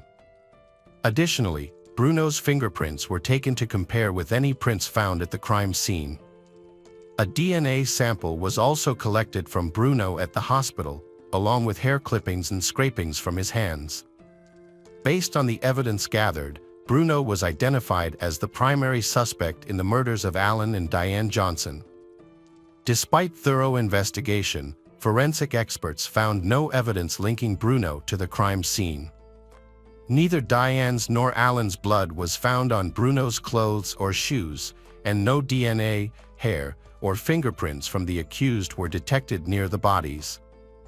Additionally, no physical evidence placed Bruno in their room. The gloves and bathrobe tested negative for any incriminating evidence. The crime scene yielded no DNA or fingerprints from Bruno, and no blood or DNA from the victims was found on his clothing.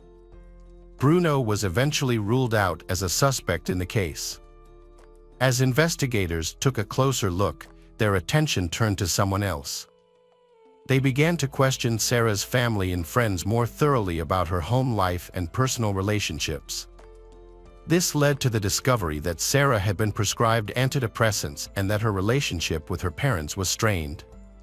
Her family members had initially dismissed her behavior as typical for a teenager, assuming she was going through a normal phase of rebellion and testing boundaries with her parents.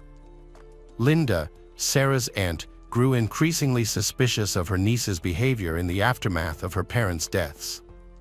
She reported to investigators that Sarah was not exhibiting the typical signs of grieving and instead seemed more focused on returning to her normal routine with friends and school. Sarah showed little emotional response to the loss of her parents, which Linda found unusual and even alarming. Her reactions seemed remarkably detached and strange. This raised more questions, prompting investigators to speak with some of Sarah's friends to gather more insight into her behavior following the tragic events. It was clear to everyone that Sarah did not show enough concern about the deaths of Allan and Diane Johnson. In fact, she seemed more focused on her own appearance, particularly getting her nails painted. What struck investigators as unusual, however, was Sarah's reaction to Bruno's arrest. Instead of being angry, she appeared to be worried about him, which seemed odd given that he was suspected of killing her parents. This remark led investigators to consider Sarah as a potential suspect, the most worrying aspect being that Sarah could commit such a heinous crime. The Johnsons' home remained an active crime scene, with investigators now focusing on Sarah's room as a second key area of interest. A question had arisen about how the blood splatter had traveled such a distance. To address this, a gun expert was brought in to examine the splatter pattern more closely. After analyzing the trajectory from Allan and Diane's room to Sarah's, the expert determined that both bedroom doors were open at the time of the shooting. This conclusion was supported by the presence of blood deposits on the back edge of Sarah's door, where the hinges are located, suggesting that the door was open, allowing the projectile to enter her bedroom. This meant that both bedroom doors, as well as Sarah's door, were open, and there was a hallway in between. During the investigation, plumbers were called to the scene to address a clogged toilet in one of the bathrooms. The clog was found to be caused by a shower cap. As a result, investigators decided to question Linda, Matt, and Mel Spiegel about some of the evidence they had discovered. Both Matt and Linda identified a pink bathrobe as belonging to Sarah. Mel Spiegel confirmed that Sarah had a key to the guest house. He also revealed that Sarah was aware of the gun stored in the closet. However, investigators faced a challenge in linking Sarah to the evidence. Eyewitnesses reported that Sarah did not have any visible blood on her when she ran to a neighbor's house for help on the morning of the murders. Forensic experts used luminol to test Sarah's clothes for blood splatter, but found none. Despite this, investigators obtained a warrant to seize and test the clothes Sarah was wearing that morning. Meanwhile, investigators asked Sarah to return for another interview to determine if her account had changed since they last spoke. They had noticed small inconsistencies in her previous statements. When questioned again, investigators found that Sarah's story had altered significantly. Specifically, they identified at least 5 changes to her explanations. In some instances, she claimed to have been asleep and was awoken by the sound of a gunshot, but her story varied across different interviews. When questioned about the door to her parents' room, Sarah struggled to recall whether it was open or closed at the time of the shooting. Despite Sarah's inconsistencies, investigators maintained a calm demeanor during questioning to avoid raising her suspicions. They were already aware that both bedroom doors were open, which was the only explanation for the blood splatter on Sarah's bedroom wall. As part of the investigation to clear her name, Sarah was asked to provide a DNA sample, hair samples, and hand scrapings, all of which were sent to the lab for testing. The pajama top and bottom she was wearing on the morning of the murders were also sent to the lab for examination by forensic specialist Rod Engard. Under a high-powered microscope, Engard found no blood on the front of the robe. However, on the back of the garment, he discovered patterns of high-velocity blood splatter. These stains were extremely small, some even smaller than a pencil mark, and were layered on top of each other, indicating a high-energy impact. He discovered blue cotton fibers and green paint specks on the inside of the robe that matched the shirt Sarah wore that morning. However, the most incriminating evidence was yet to come. Lab results confirmed that Sarah's DNA was found on the inner lining of the latex glove, and gun residue was detected on both pairs of the brown leather gloves. The robe, leather gloves, and latex gloves were sent to a lab in Chicago, Kahn and Associates, for further analysis. The lab found gunshot residue on all 3 items.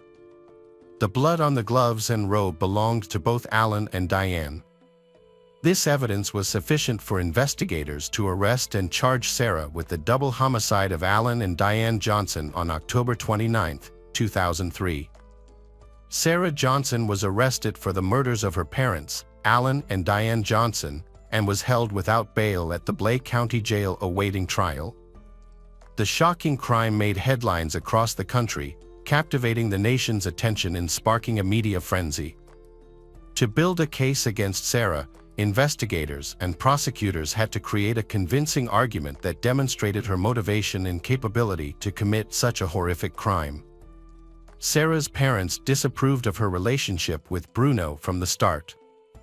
As a result, Sarah began sneaking around behind their backs and acting out in typical teenage fashion.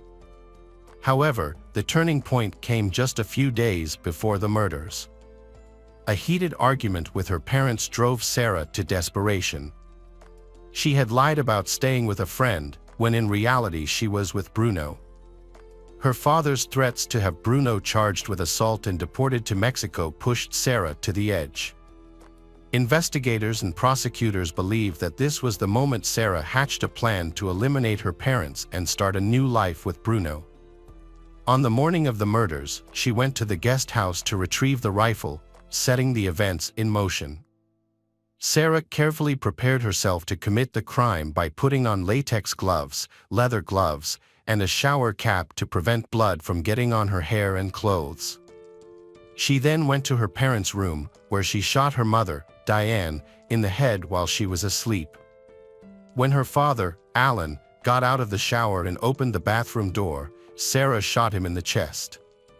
After killing her parents, Sarah attempted to make it look like an intruder had committed the crime by placing knives in the bedrooms. She then gathered up the evidence and threw it away in the trash, hoping that the waste disposal company would collect it before investigators could find it. However, she made a critical mistake by not considering the evidence that would be found in her own room. Additionally, the shower cap she had worn became lodged in a plumbing system, leaving behind a crucial piece of evidence. The evidence against Sarah Johnson was overwhelming, and her trial began in February 2005, 2 years after her parents' murders. At 18 years old, Sarah stood accused of killing her parents. Her defense team maintained that Sarah was innocent and that an intruder had committed the crime. However, the prosecution was well prepared to present their case. They introduced physical evidence found at the crime scene and testimonies from family and friends that raised suspicions about Sarah's behavior. On the morning of the murders, there were 3 people in the Johnson household: Allan, Diane, and Sarah. 2 of them did not survive. The one person who did come out alive was Sarah Johnson, who was now sitting in the courtroom.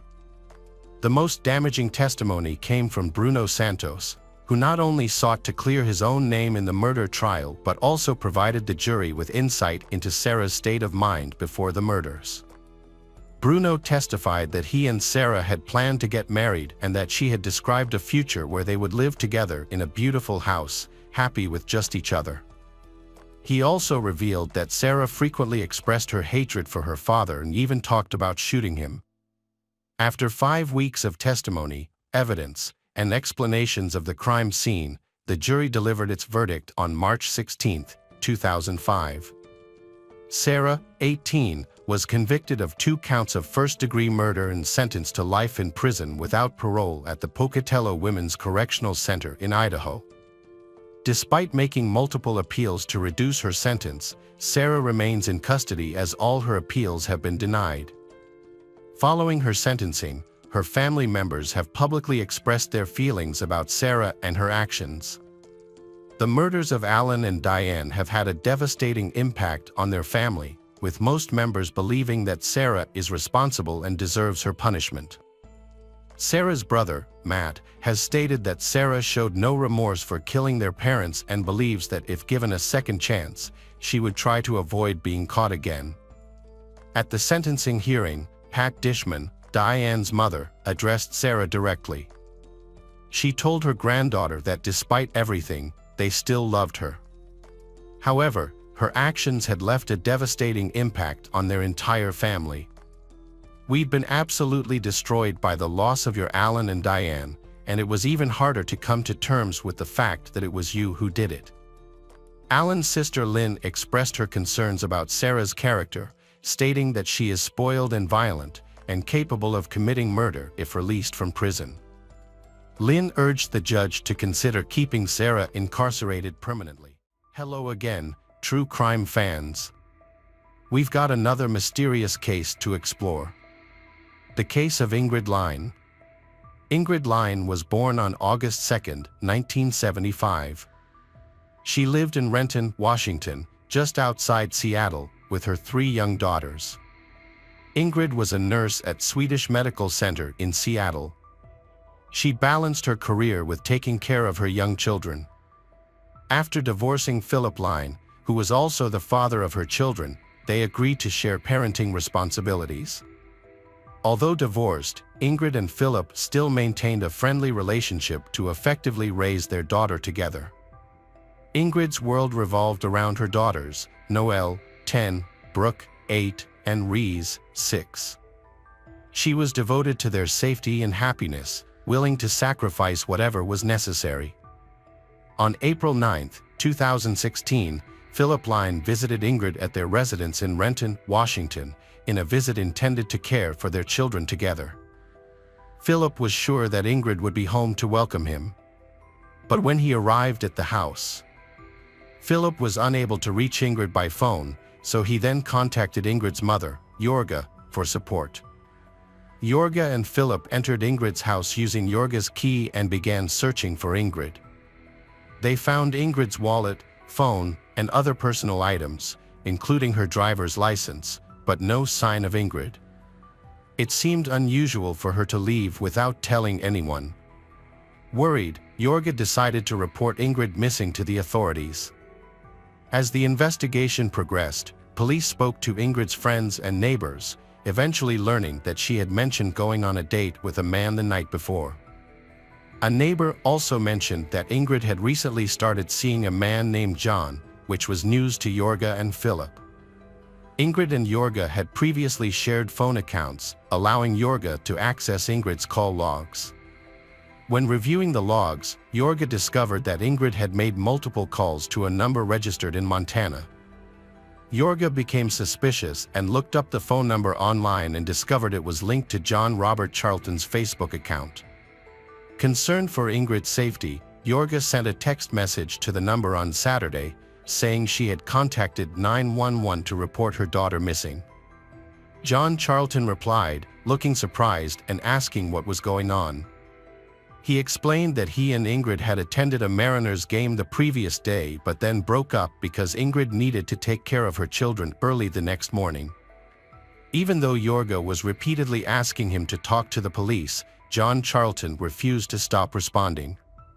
The case reached a new turning point on April 9th, when a Seattle resident named Mike Novasio placed an emergency call to authorities.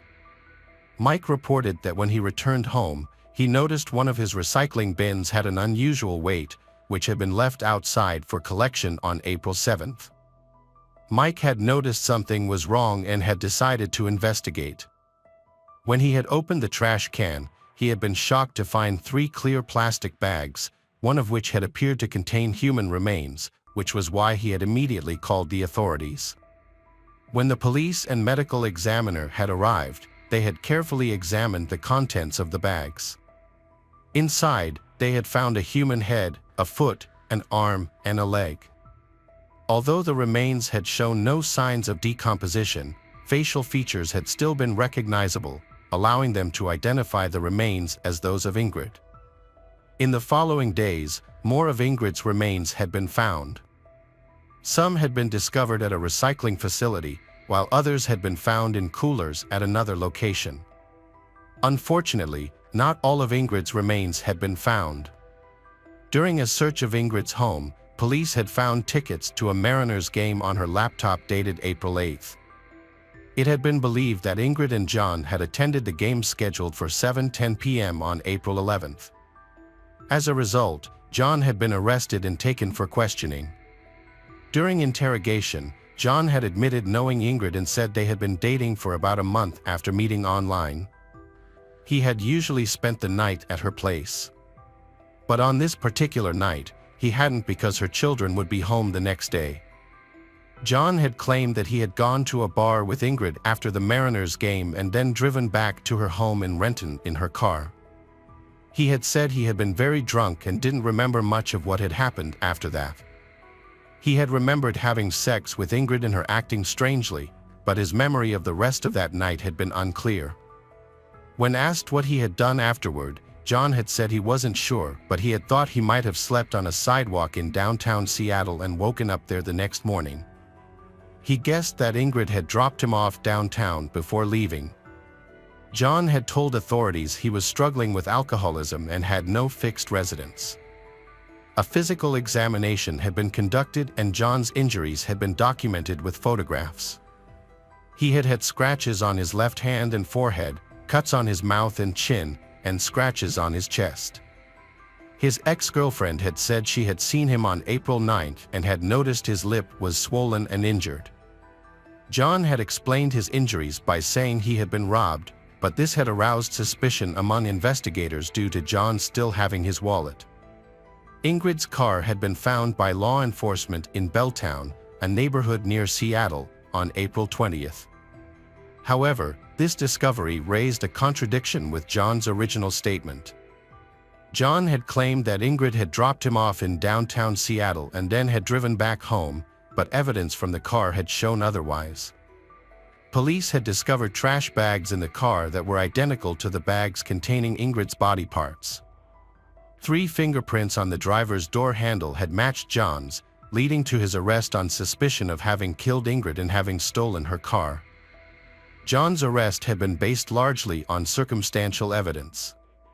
Despite this, he had pleaded not guilty, and his defense team had argued that there had been no direct physical evidence linking him to Ingrid's murder. Initially denying involvement, John had eventually changed his plea to guilty before the trial had begun. During court proceedings, the prosecution had alleged that John had strangled Ingrid at her home and then had used a pruning saw to dismember her body in the bathtub. John had allegedly dumped Ingrid's body in multiple locations in Seattle. At her residence, police had found a nearly empty package of plastic bags identical to those containing her body. In the bathroom, authorities had discovered a 15-inch pruning saw, suspected to have been the tool used to dismember her body. They had also found human remains underneath the bathtub during their investigation. John had been sentenced to just over 27 years in prison, the maximum sentence allowed under state sentencing discretion. However, Judge Julie Spector had wanted to impose a life sentence because John's actions had been too serious. When given the opportunity to speak, John had apologized to the court and Ingrid's family, and had said that he truly regretted his evil and cruel behavior. John had had a long history of run-ins with the law, including convictions for serious crimes such as aggravated robbery, felony theft, and assault. He had also been arrested for theft. However, it had been his behavior at home that had worried his parents the most. In 2006, John's parents had felt threatened by their son's actions and had obtained a temporary protective order against him. According to court records, John had been struggling with the pressures of life and had been experiencing psychological instability. On March 2, 2006, he had been drunk and aggressive, trying to fight with his parents at his home. His behavior, not only in words but also in actions, had posed a threat to their safety. John's parents had been concerned about his possible cocaine use and his tendency to hold grudges for years. They had also noticed that when he had been drunk or on drugs, he had become scary, making them fear for their safety. One incident that stands out is when John had forced his mother to watch the movie Hannibal and had warned her to watch this and be careful. This behavior had been disturbing and had added to their concerns. Despite initial concerns, John's parents had eventually asked that the protective order be withdrawn. Following Ingrid's murder, the grief experienced by her family and friends had been immense, reflecting the loss of a caring mother, daughter, and friend. In the wake of Ingrid's tragic death, the community had come together to support her family, demonstrating strength through adversity. Ingrid's memory would continue to live on in the hearts of those who had known and loved her. Her story served as a reminder to prioritize safety and caution when meeting people online. Welcome back, mystery lovers. Today's case is going to keep you on the edge of your seat. The case of Heather Maples. Heather Nicole Maples was born on August 23, 1992, in Ocala, Florida. Her mother, Jennifer Hunter, had called Heather the storm baby because she had always been full of energy and courage, which had made many people jealous.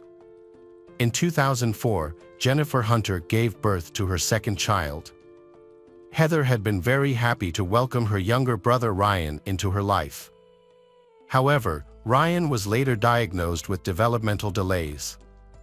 Heather spent all her free time taking care of Ryan, helping him learn to talk, walk, and eat. In the following years, Heather showed her love and devotion to her younger brother. Until her graduation, she devoted all her time to Ryan. At the age of 22, Heather Maples decided to leave her hometown of Texas and start a new chapter in Tennessee, where she pursued her dream of becoming a psychologist. Heather's journey began when she received a call from her old classmate, Chaz. He had invited her to Murfreesboro, Tennessee, where he was studying. Chaz believed that this had been the perfect place for Heather, where she could get a good opportunity to prepare for college.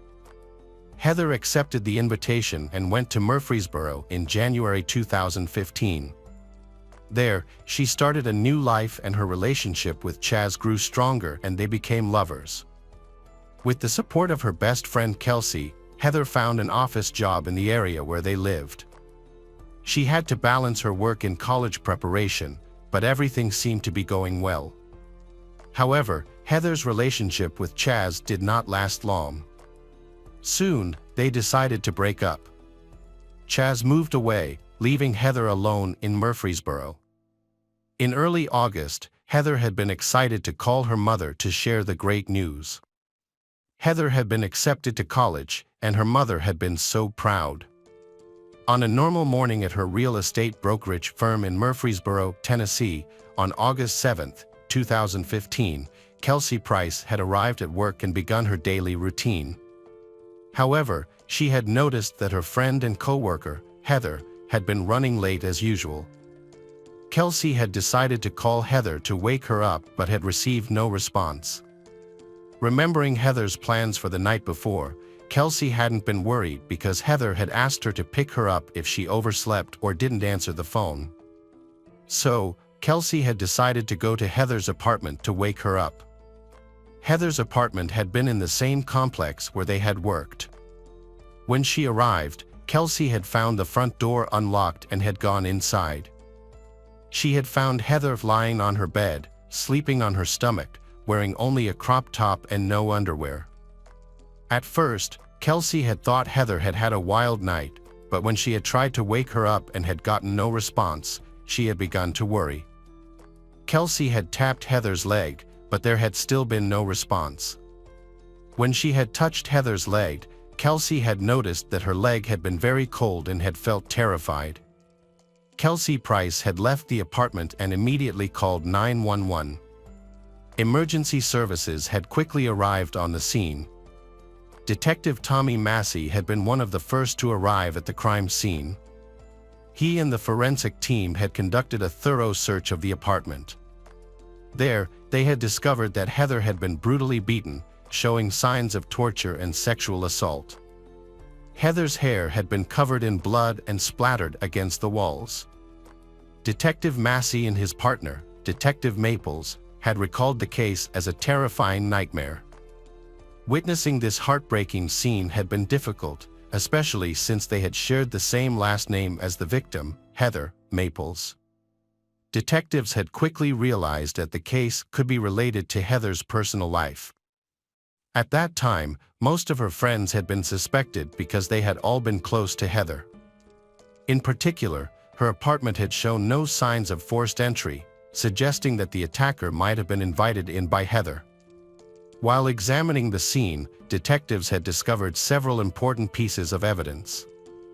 Among them, an unidentified DNA sample and a hair that hadn't belonged to Heather had both been sent for analysis. In addition, a bloody fingerprint on the right side of Heather's bed had been a very important clue. According to Detective Massey, if someone had intentionally created a fingerprint, the trace wouldn't have been so clear. This fingerprint had also been sent for analysis in order to find the perpetrator. Heather's cell phone had been found in her apartment, but without a password, The police couldn't access the phone. At this time, Kelsey had played an important role in helping the police with the phone and also in notifying Heather's mother of her death. Detective Massey had hoped to get more information about Heather from her friend Kelsey Price. Kelsey had said that the relationship between Heather and Chaz had been quite tense because Chaz had had anger management problems and had been sometimes too aggressive with Heather. Therefore, Heather had decided to end this relationship. Having received important information, the police had decided to investigate Chaz immediately. However, an unexpected development had occurred when a young man named Michael had appeared at the crime scene. He had had the key to Heather's apartment and said he had met Heather at a bar. Michael had said that he hadn't had sex with Heather. Michael had testimony that the evening before Heather had died, she had called him and invited him to dinner. After dinner, Michael had gone home, and Heather had gone to a local bar with friends.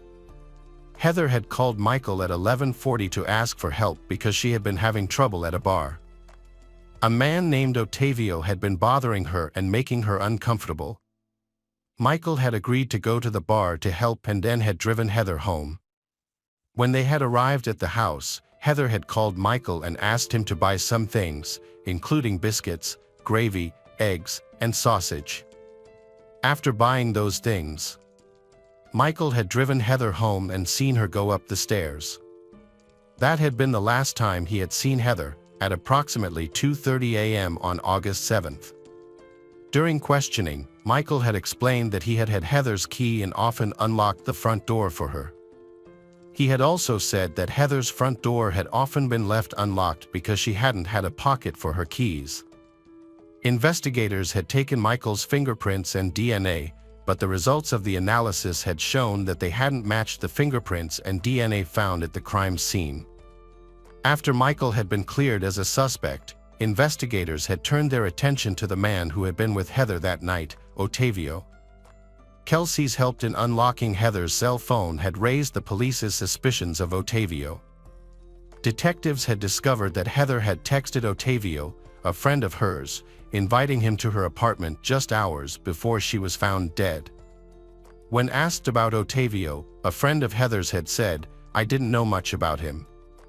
He seemed like a really nice guy. He was funny." When asked why Heather had sent this friend a photo of herself and Otavio, the friend had been unclear. However, when questioned further, the friend had explained that Otavio had been more aggressive than usual at the bar, and Heather had been taken by surprise. She had not been prepared for this. Detectives had decided to speak to Otavio to get his side of the story. Otavio had said he had been hanging out with Heather. Otavio and Heather had had some tequila and then had gone to the gym for a while. When asked about the photo of Otavio and Heather, Otavio had said it had been taken before they left for the gym. The photo had been taken by Heather and posted on Snapchat. The detectives had immediately realized that Otavio had known nothing about Heather's death.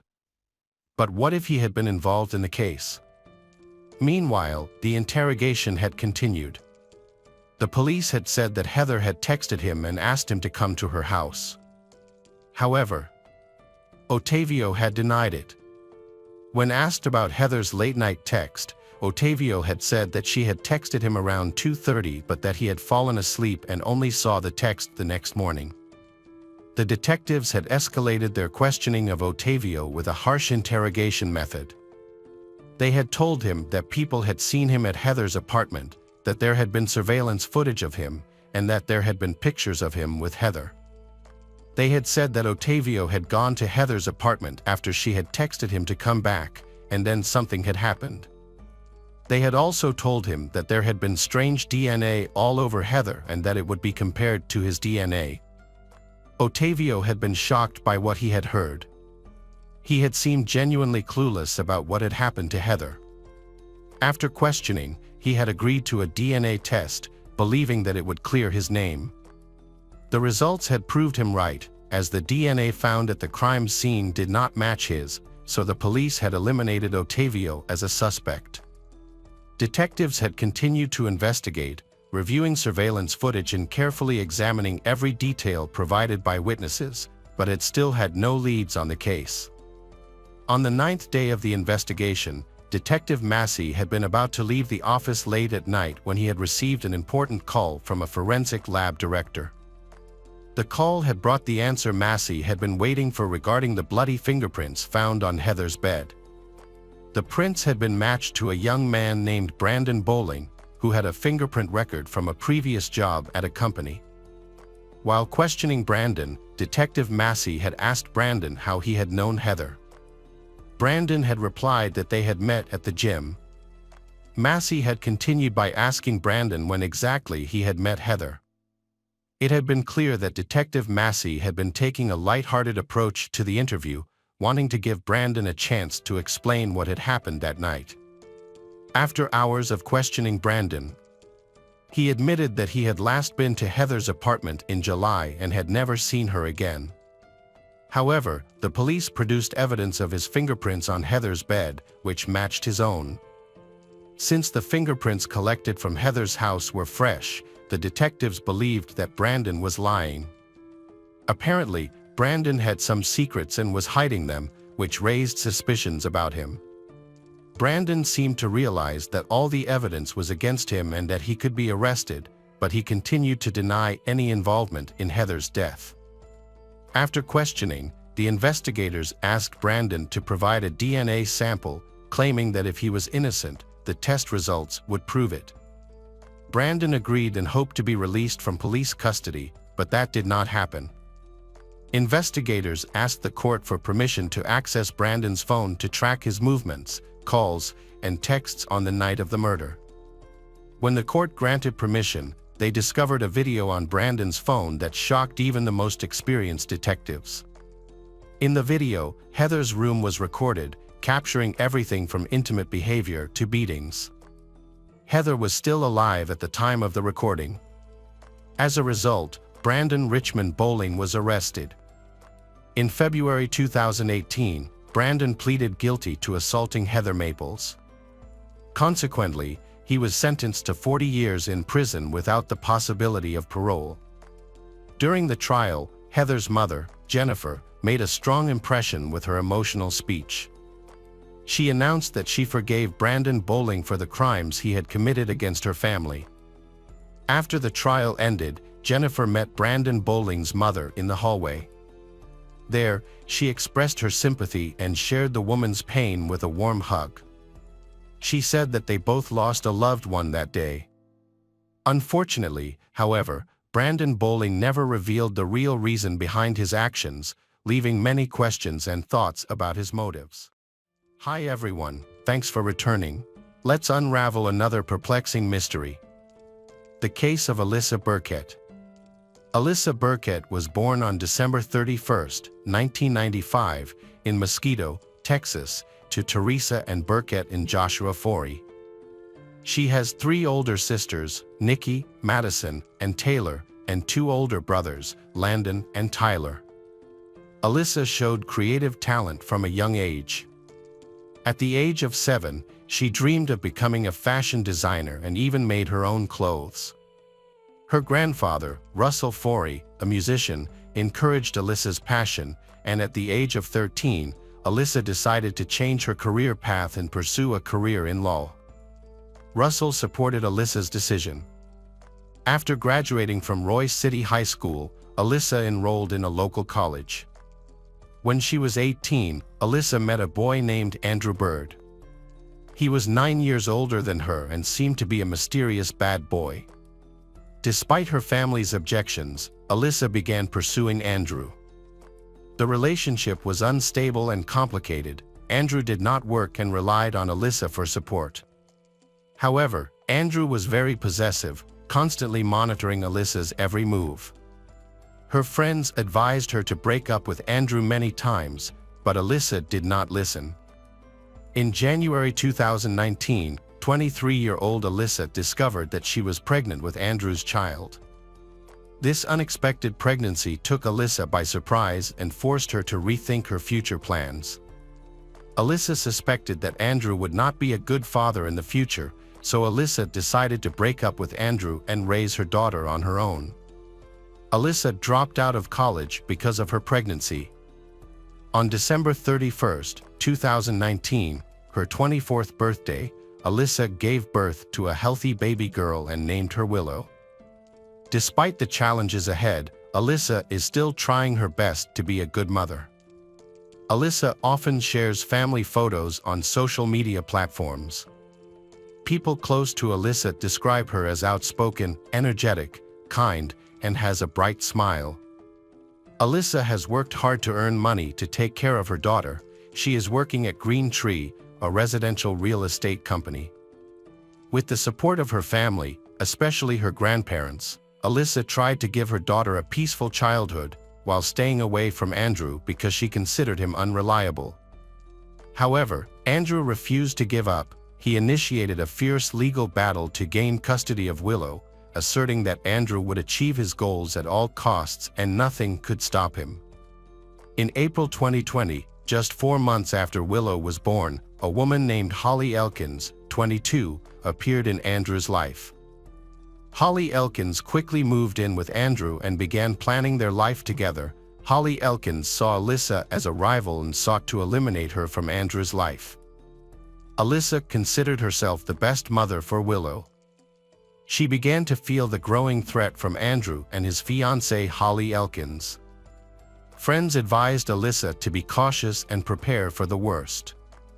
Little did Alyssa know that her life was about to be seriously threatened. As soon as Andrew Bird and Holly Elkins began dating, they immediately launched a plan to bring Alyssa down. Their goal was to ruin Alyssa's reputation and take away Alyssa's custody of their child in order to gain custody of Willow. In text messages, Holly Elkins openly expressed her desire to eliminate Alyssa. Holly Elkins wrote to Andrew that Alyssa was controlling him, making him prioritize Alyssa, and demanding that Andrew show subservience to Alyssa. Holly Elkins viciously criticized Alyssa, calling her a liar, stupid, and a bad mother. Holly Elkins encouraged Andrew to take action against Alyssa, claiming that Alyssa was hindering their family happiness with Willow. Holly Elkins and Andrew installed a GPS tracking device on Alyssa's car to monitor her every move. Holly Elkins then anonymously called 911, falsely reporting that Alyssa was driving erratically in order to discredit her with the police. On another occasion, Holly Elkins went to the police station and falsely accused Alyssa of attacking her. To prove this story, Holly Elkins scratched her chest. The couple also hired a private investigator to find evidence against Alyssa and her new boyfriend. However, the detective did not find any evidence that could incriminate Alyssa, but Holly Elkins and Andrew did not give up. In September 2020, Holly Elkins and Andrew hid drugs and unregistered weapons in Alyssa's car and anonymously reported that Alyssa was trafficking drugs from her car. During the interrogation, Alyssa cried and insisted that she had nothing to do with drugs and immediately suspected Andrew of having a role in the plot, with the aim of discrediting Alyssa in the eyes of the police. Unfortunately, she could not prove it. Holly Elkins and Andrew planned every detail of the crime. On September 10, 2020, Holly Elkins went to a sports store with Andrew. There, Andrew bought a black raincoat with cash, and Holly Elkins helped Andrew choose the right outfit for the crime plan. On September 14th, Holly Elkins went to a pharmacy and bought dark foundation and other cosmetics to disguise Andrew. On September 19th, Holly Elkins and Andrew stopped by a hardware store where they bought shotgun shells and a large Camillus knife. Both the gun and knife would be used by Andrew to take revenge on his daughter's mother, Alyssa. During the last week of September, Holly Elkins texted Andrew frequently, urging him to carry out the plan. Holly Elkins stressed that they needed to resolve the issue. Holly Elkins knew that their relationship would be in danger if Andrew did not act.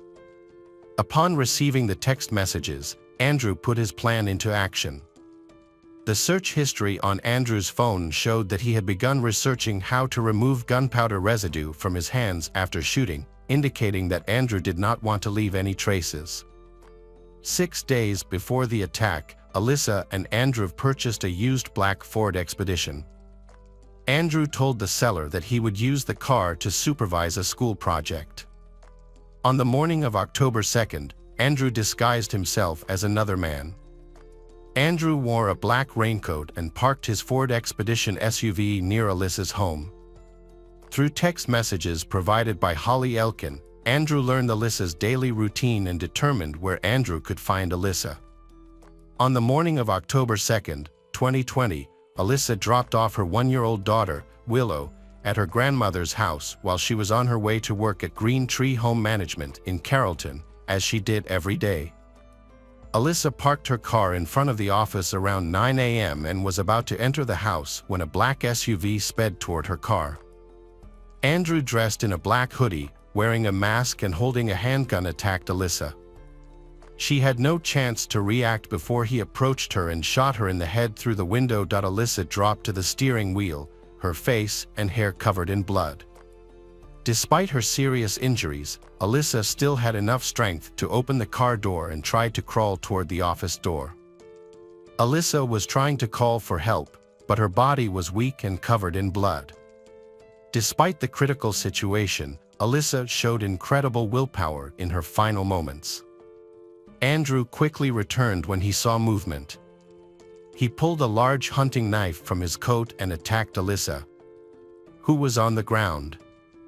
Andrew grabbed Alyssa's hair and brutally stabbed her multiple times in the neck, chest, and abdomen, totaling at least 13 wounds. Alyssa died on the spot from these severe injuries. When Alyssa's co-workers ran out to the parking lot after hearing her screams, they found Alyssa lying in a pool of blood with her throat slit. They attempted to revive Alyssa using CPR but were unsuccessful. By this time, Andrew had escaped in his black SUV, leaving the bloody weapon at the scene. Witnesses described the attacker as a tall, muscular man dressed all in black with a mask or hood. Many people mistook him for an African American at the time of the attack. According to Holly Elkins, she was at home with Andrew's daughter, Willow, giving her an alibi. Holly Elkins later told police that Andrew was believed to be with her the entire time. The brutal murder, which happened so brazenly in a public place, shocked the people of Carrollton. They were puzzled about the motive for this dangerous crime. However, Alyssa's loved ones and friends immediately suspected Andrew Bird. They knew about the ongoing dispute between Alyssa and Andrew over the custody of their child. Alyssa's mother, holding back tears, reported her suspicions about Andrew to the police.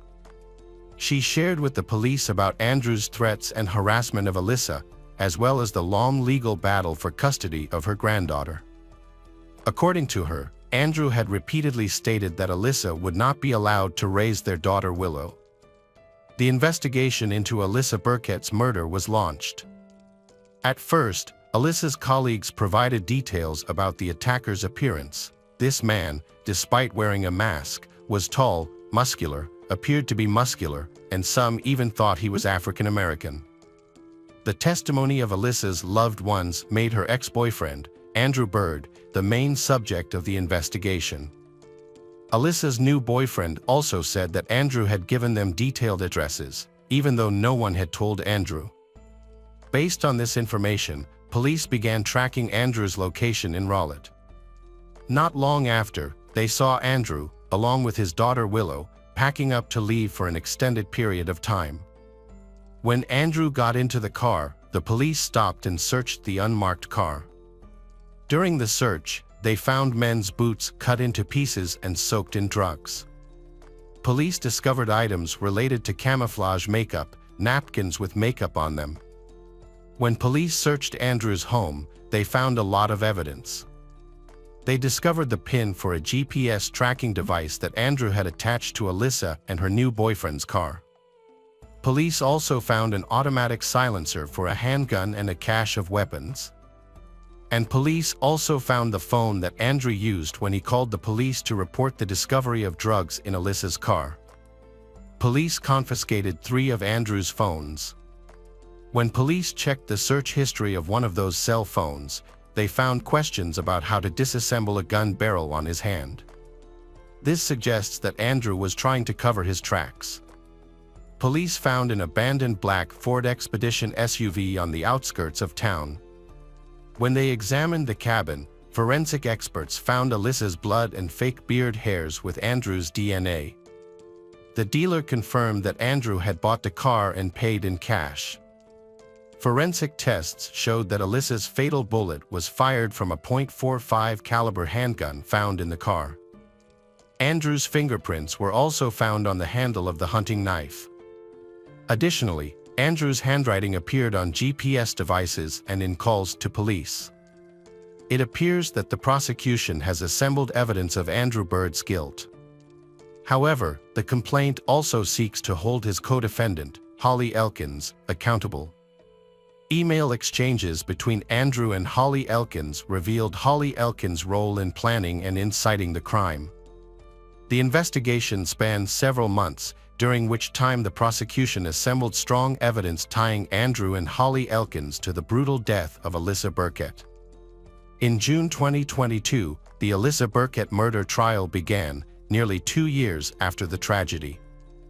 The two defendants, 35-year-old Andrew Bird and 23-year-old Holly Elkins, were charged with stalking, conspiracy, and first-degree murder.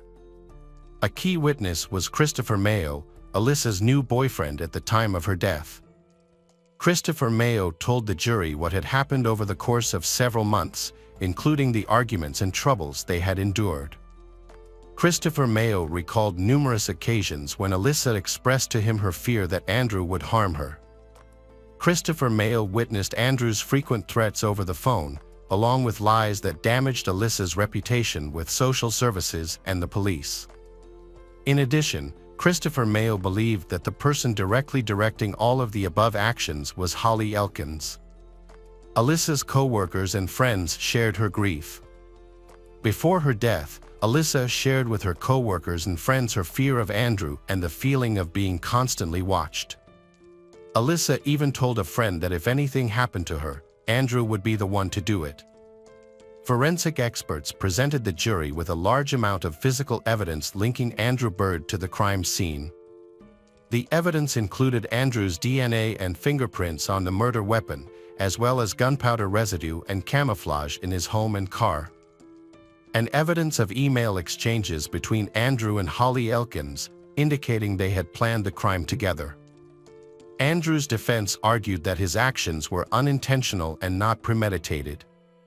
The defense also stressed that Andrew was under a lot of pressure and stress from the protracted legal battle, which had affected Andrew's emotions. However, evidence from the correspondence and the careful planning of the act refutes these theories. Meanwhile, Holly Elkins denied any involvement, offering a plea, but her testimony was also full of lies. Holly Elkins' text messages incited Andrew to take action against her rival Alyssa. In May 2023, the judge handed down the verdict. Andrew Bird was sentenced to 43 years in prison. Holly Elkins was sentenced to 20 years in prison for being an accessory to a crime. The courtroom erupted in applause as justice was finally served. Alyssa Burkett's killers got what they deserved. Alyssa family, in pain and tears, expressed deep gratitude to the journalists and the jury. Although the killer faces a harsh sentence, Alyssa Burkett's family cannot make up for their terrible loss.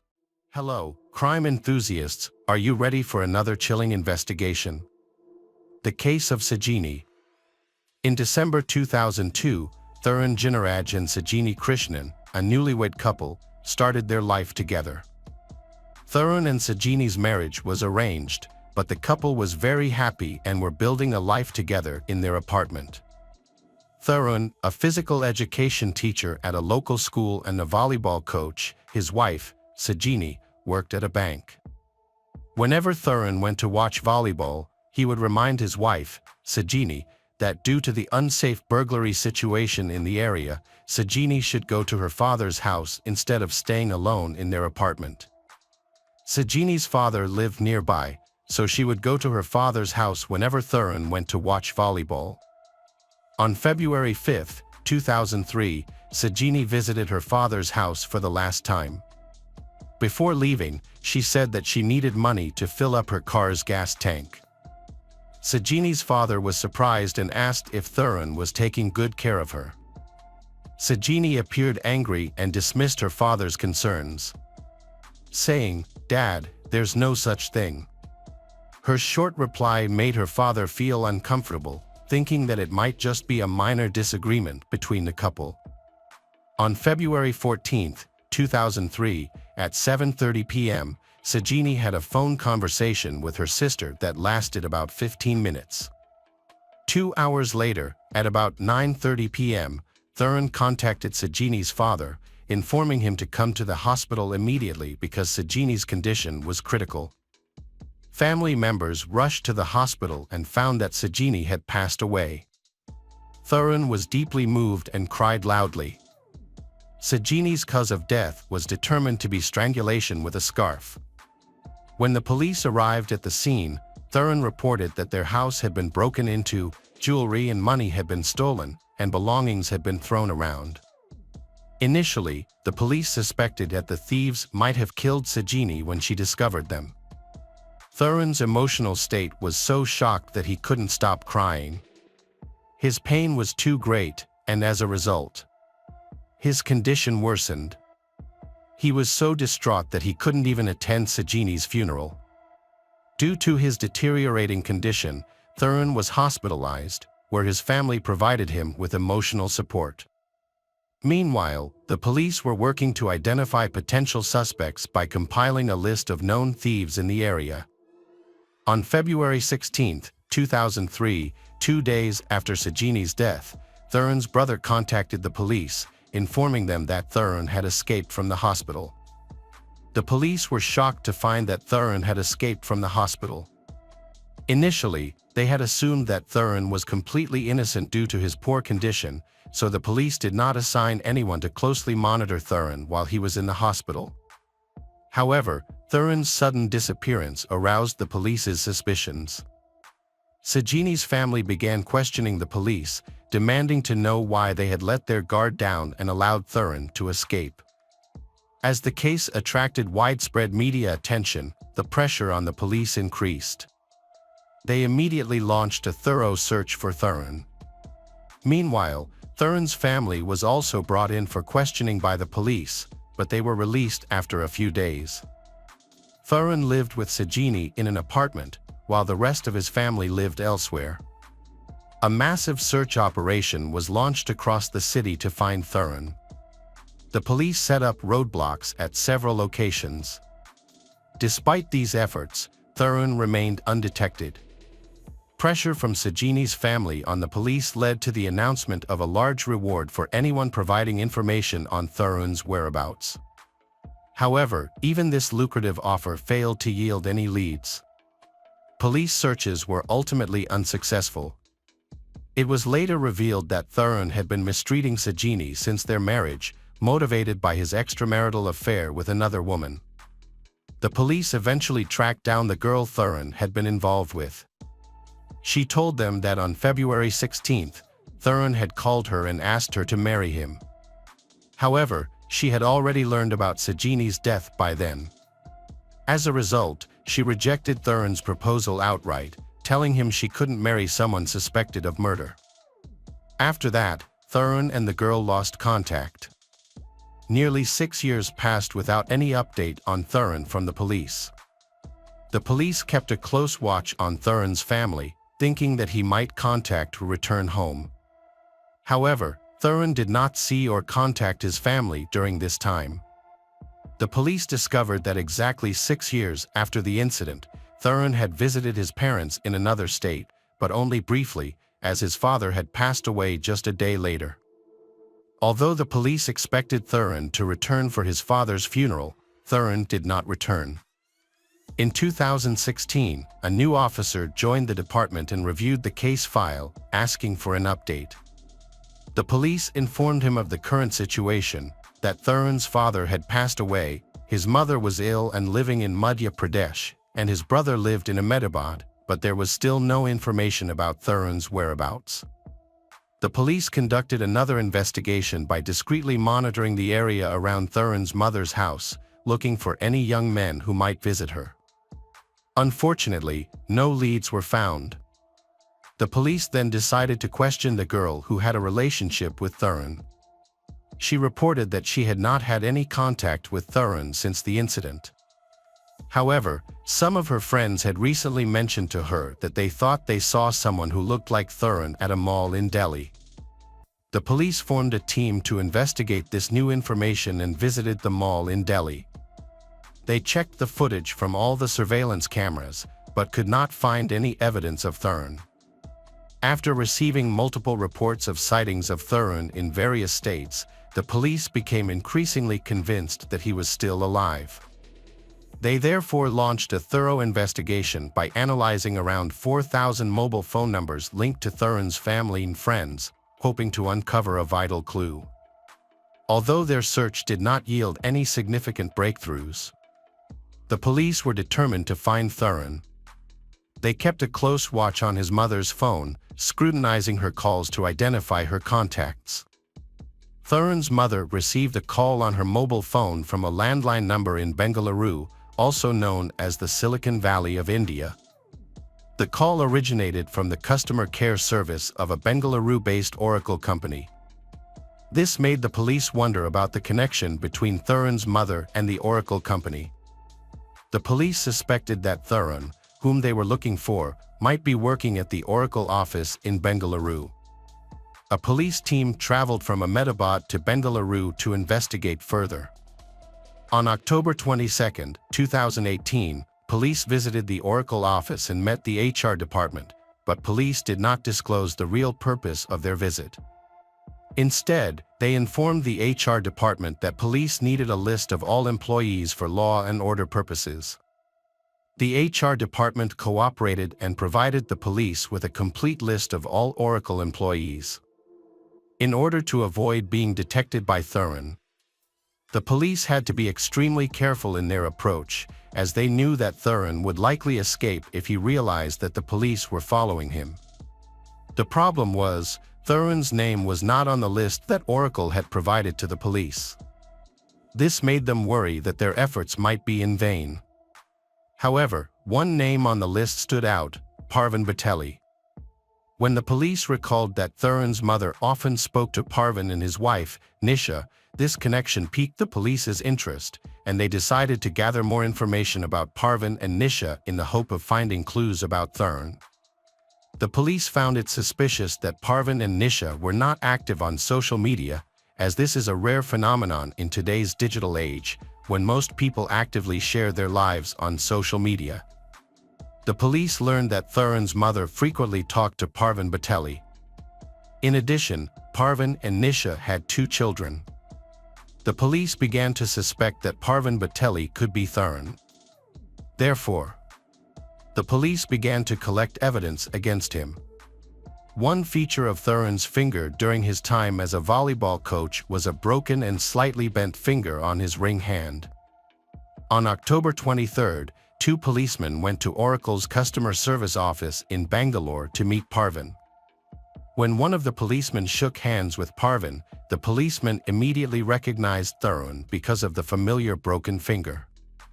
The policeman said, "Thurin, your game is over." Upon hearing Thurin's name, Parvin's condition worsened. Thurin's mistake began when his cell phone stopped working, leaving him worried about his mother. Thurin used his office landline instead of a number he could safely use to contact his mother. This last mistake led to his arrest. If he had not used his office landline, the police likely would not have found him. Thurin was taken to Ahmedabad by the police, where he confessed to the crime, admitting to killing his wife Sajini Krishnan. Thurin shared the entire story with the police. After the murder, Thurin proposed to a friend, but was rejected. He then moved to Pune, took up a small job, and met Nisha. Thurin tricked Nisha into believing that he was an orphan with no family, after which the two got married. The couple moved to Bangalore in 2009, where Thurin began working for Oracle. After years of investigation and manhunt, Thurin Jinaraj was finally recaptured in 2019. In March 2021, he was sentenced to life in prison for attempted murder. Hello, crime enthusiasts, are you ready for another chilling investigation? The case of Martin McNeel. Michelle Marie Summers, a well-beauty queen and part-time model from California.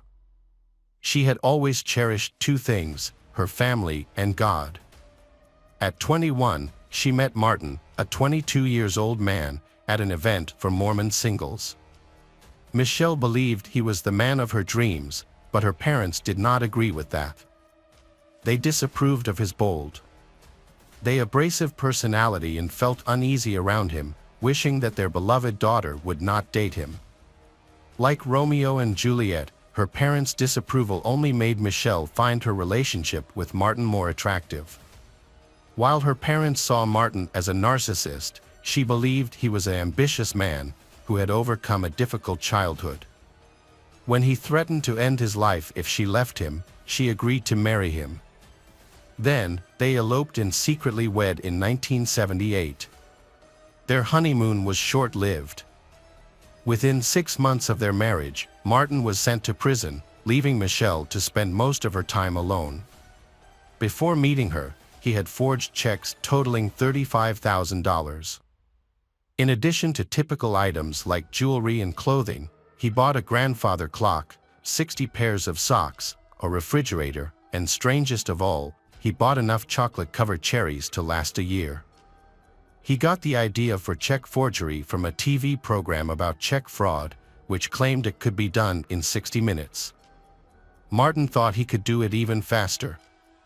Sadly, forging checks was just one of Martin's many lies. He almost completely made up the story of his life. He had ambitious plans for his future, despite a difficult childhood. While many young men pick up the guitar to join rock bands and impress women, he chose a different route. He aimed to gain wealth and recognition by becoming a doctor. However, his poor academic record posed an obstacle to his dreams. Undeterred, Martin applied his usual tactic, which was to lie. He first used a fake certificate to enroll in a medical college in Mexico. After studying there for 6 months, he forged more certificates and was accepted into a medical university in California. His plan worked, and in 1984, he officially became a doctor. By that time, he had also taken note of the many attractive women among his patients. Later, when Martin realized the respect people had for lawyers, he decided he wanted a law degree as well. Once again, he pursued this goal dishonestly. While working at the Brigham Young University Clinic, he falsified his application to gain admission to the university's law school. He has been a chiropractor for many years, but if his fake qualifications are exposed, he would have faced severe criminal charges. In 1990, he was caught committing fraud and was banned from writing medical bills for 12 years. In 1998, Martin was expelled from the medical center following allegations of sexual harassment, inappropriate behavior, and incompetence as a doctor. However, this did not deter him. In 2000, the governor of Utah appointed he as the chief physician at the Utah State Development Center. On the surface, he appeared composed and normal, but a closer look revealed otherwise. For example, he frequently threatened to end his life. However, whenever someone criticized his actions, he used this threat. In 1994, after being discovered having an affair with one of his patients, Martin threatened to end his own life. In 2000, after his wife, Michelle, discovered he was watching pornography, he threatened to kill her with a meat cleaver. His 14-year-old son had to intervene and take the knife away. 5 years later, he was caught again watching explicit films and once again threatened to end his life. It was also revealed that Martin had multiple relationships with women across the country. 2 of these women, Anna Osborne and Gypsy Willis, were more than just casual lovers. Anna owned a laser appeal clinic and met Martin in 2005 while he was working as a consultant. At the time, Anna was facing a difficult divorce, and Martin offered to act as a mediator between her and her husband. The reason is that he has specialized training in the field of lawyers. After that, Martin and Anna's relationship quickly became intimate. In conversations, he often bragged that with just the right combination of drugs, he could kill people easily, making death look natural, like a heart attack. He even suggested to Anna that she should kill her husband, but she initially thought that he was only joking. As for Gypsy Willis, she is Martin's true love. They met online in November 2005. Martin presented himself as a doctor and lawyer, he impressing she with his intelligence and charm. At the time, Gypsy was a 29-year-old nursing student. He gradually realized that without she, his life would not be perfect. Until then, he thought he had successfully balanced his double life, keeping his affair hidden from both sides. But he was mistaken. In February 2007, Michelle grew suspicious. She noticed Martin behaving oddly and decided to check his phone records. She repeatedly saw Gypsy's name and number. So she confronted him about the affair. He admitted to it and promised to end the relationship with Gypsy on one condition: Michelle had to work on herself, specifically her appearance. He asked her to have a facelift. At first, she was hesitant.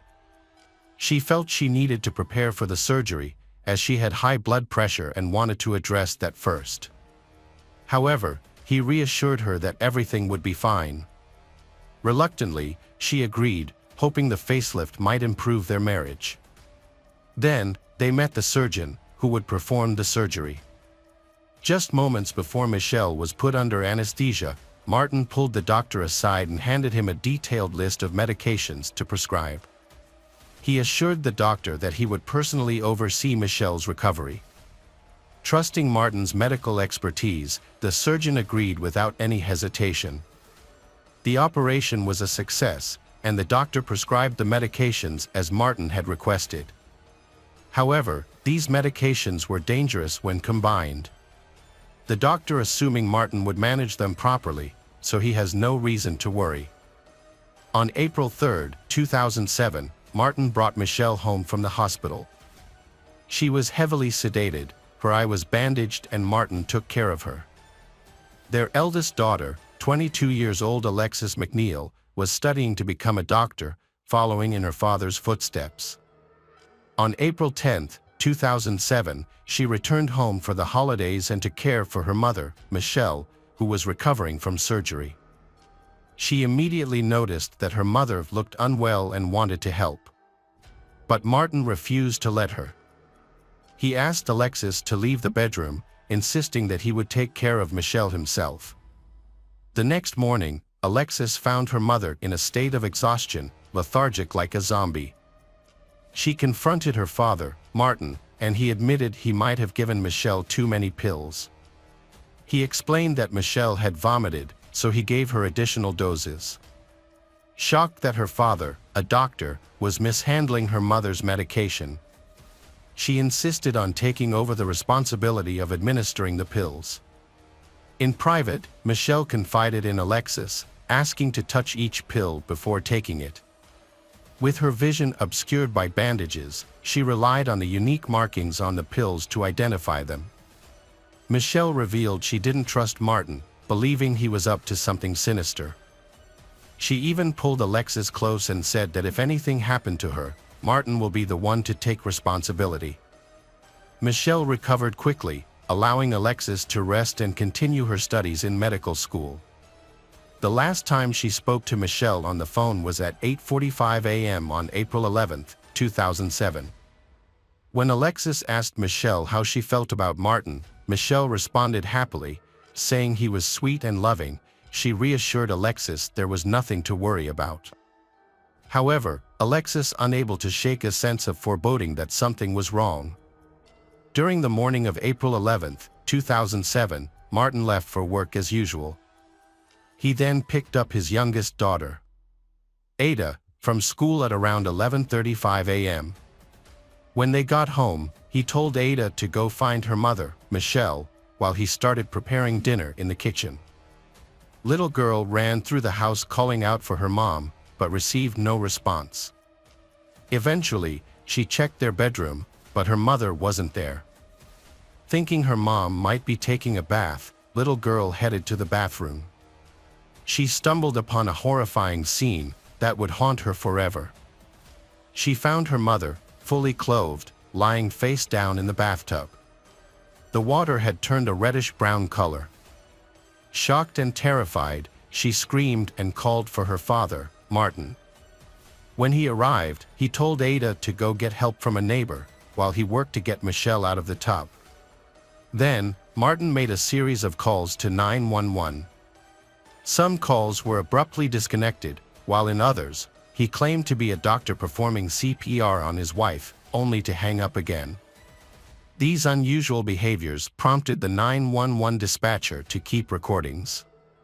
Shortly after the discovery of Michelle's body, Martin's son Damien and Damien's girlfriend, Eileen, arrived at the house. Martin speculated that Michelle might have overdosed on medication and passed out in the tub. However, instead of checking the medication himself, he insisted that Eileen flush the pills down the toilet and dispose of the packaging. The medical examiner concluded that Michelle had died from a heart attack, and police reports classified her death as unnatural. On the afternoon of April 11, 2007, Alexis received a strange message from her father, Martin. He mentioned that Michelle wasn't getting out of bed and asked Alexis to call her. When Alexis tried, Martin answered and said that Michelle was now in the bathroom, not breathing, and that he had called an ambulance. He then hung up abruptly, without waiting for her reaction. Alexis, one of the last people to learn about her mother's passing, hurried to Utah. She was deeply saddened by her mother's sudden passing, and she suspected that her father might be responsible. Her first reaction was to check how much medicine her mother had left, as she knew how many pills her mother had taken and how many should remain. However, Damien's girlfriend, Eileen, had thrown the pills away before she could check. The medical examiner concluded that Michelle had died from a heart attack, and police reports classified her death as unnatural. However, Alexis suspects that her father, Martin, is responsible for her mother's death.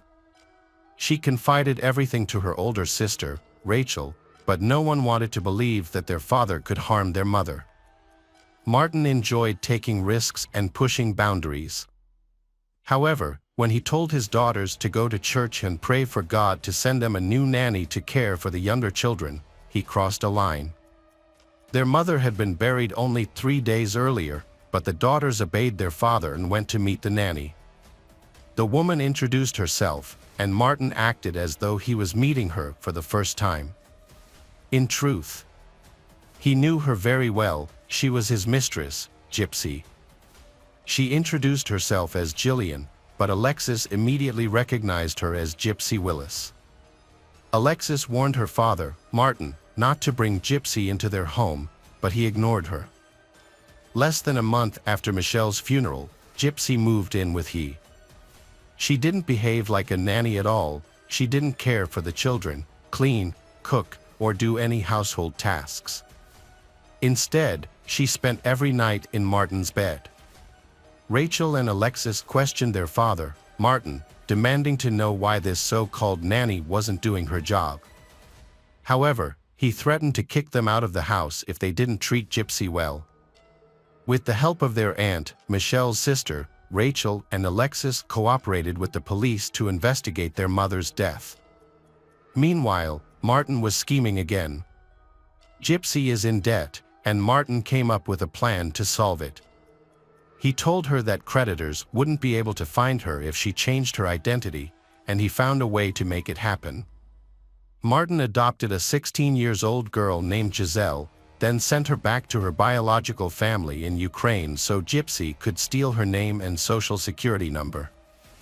Then, he told Giselle that he would adopt her in the summer, but she never heard from him again.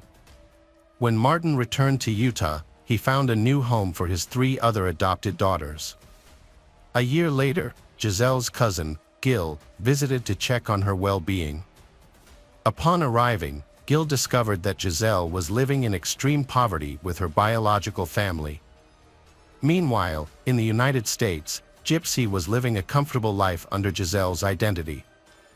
Martin even altered his will, leaving everything to Gypsy. At times, he referred to Gypsy as his wife, while at other times, he claimed she was his daughter. When Gil brought the real Giselle back from Ukraine, Martin and Gypsy's fraudulent scheme involving fake documents was immediately exposed. In 2009, both pleaded guilty to federal charges and served time in separate prisons. While he was incarcerated, Rachel and Alexis tried to produce evidence of his involvement in the death of their mother, Michelle. The chief medical examiner agreed to review Michelle's toxicology report. Although each drug in her body is not toxic when taken individually, their combination can lead to death. The examiner also concluded that Michelle could not have taken the drugs on her own. As Rachel and Alexis investigated further, they uncovered the extent of Martin's lies. They discovered that his entire career was built on forged credentials. Adding to the scandal, Martin was still collecting disability payments from a brief stint in the military. Martin completed his prison sentence for fraud, forgery, and identity theft in July 2012. Perhaps he had plans to change himself, maybe become an astronaut, a nuclear physicist, or whatever his imagination could come up with. But he never got the chance. In August 2012, he was officially charged with the murder of Michelle. Tragically, Damien, one of Michelle's children, wasn't there to support Rachel and Alexis during this time. A few years after Michelle's death ended his life. Rachel and Alexis testified against their father, Martin, thereby exposing all of his lies and fraud. It also came to light that he had begun sexually assaulting Alexis just 6 weeks after Michelle's murder. He was convicted of this assault in a separate trial. Years after Michelle's death, her family finally uncovered the truth they had been seeking. Martin had drugged Michelle with substances that were nearly undetectable, then left for work to establish his alibi. In 2013, Martin McNeel was found guilty of murder and sentenced. As for Gypsy, she was only charged with identity theft and has maintained a low profile since the trial. Michelle and Martin's daughters are determined to completely eliminate their father's negative influence and figure from their lives. Alexis got married and adopted her 3 younger sisters. She also changed her last name from McNeel to Summers, her mother's maiden name. Alexis explained that she didn't want to be Dr. McNeel. She wanted nothing to do with her father.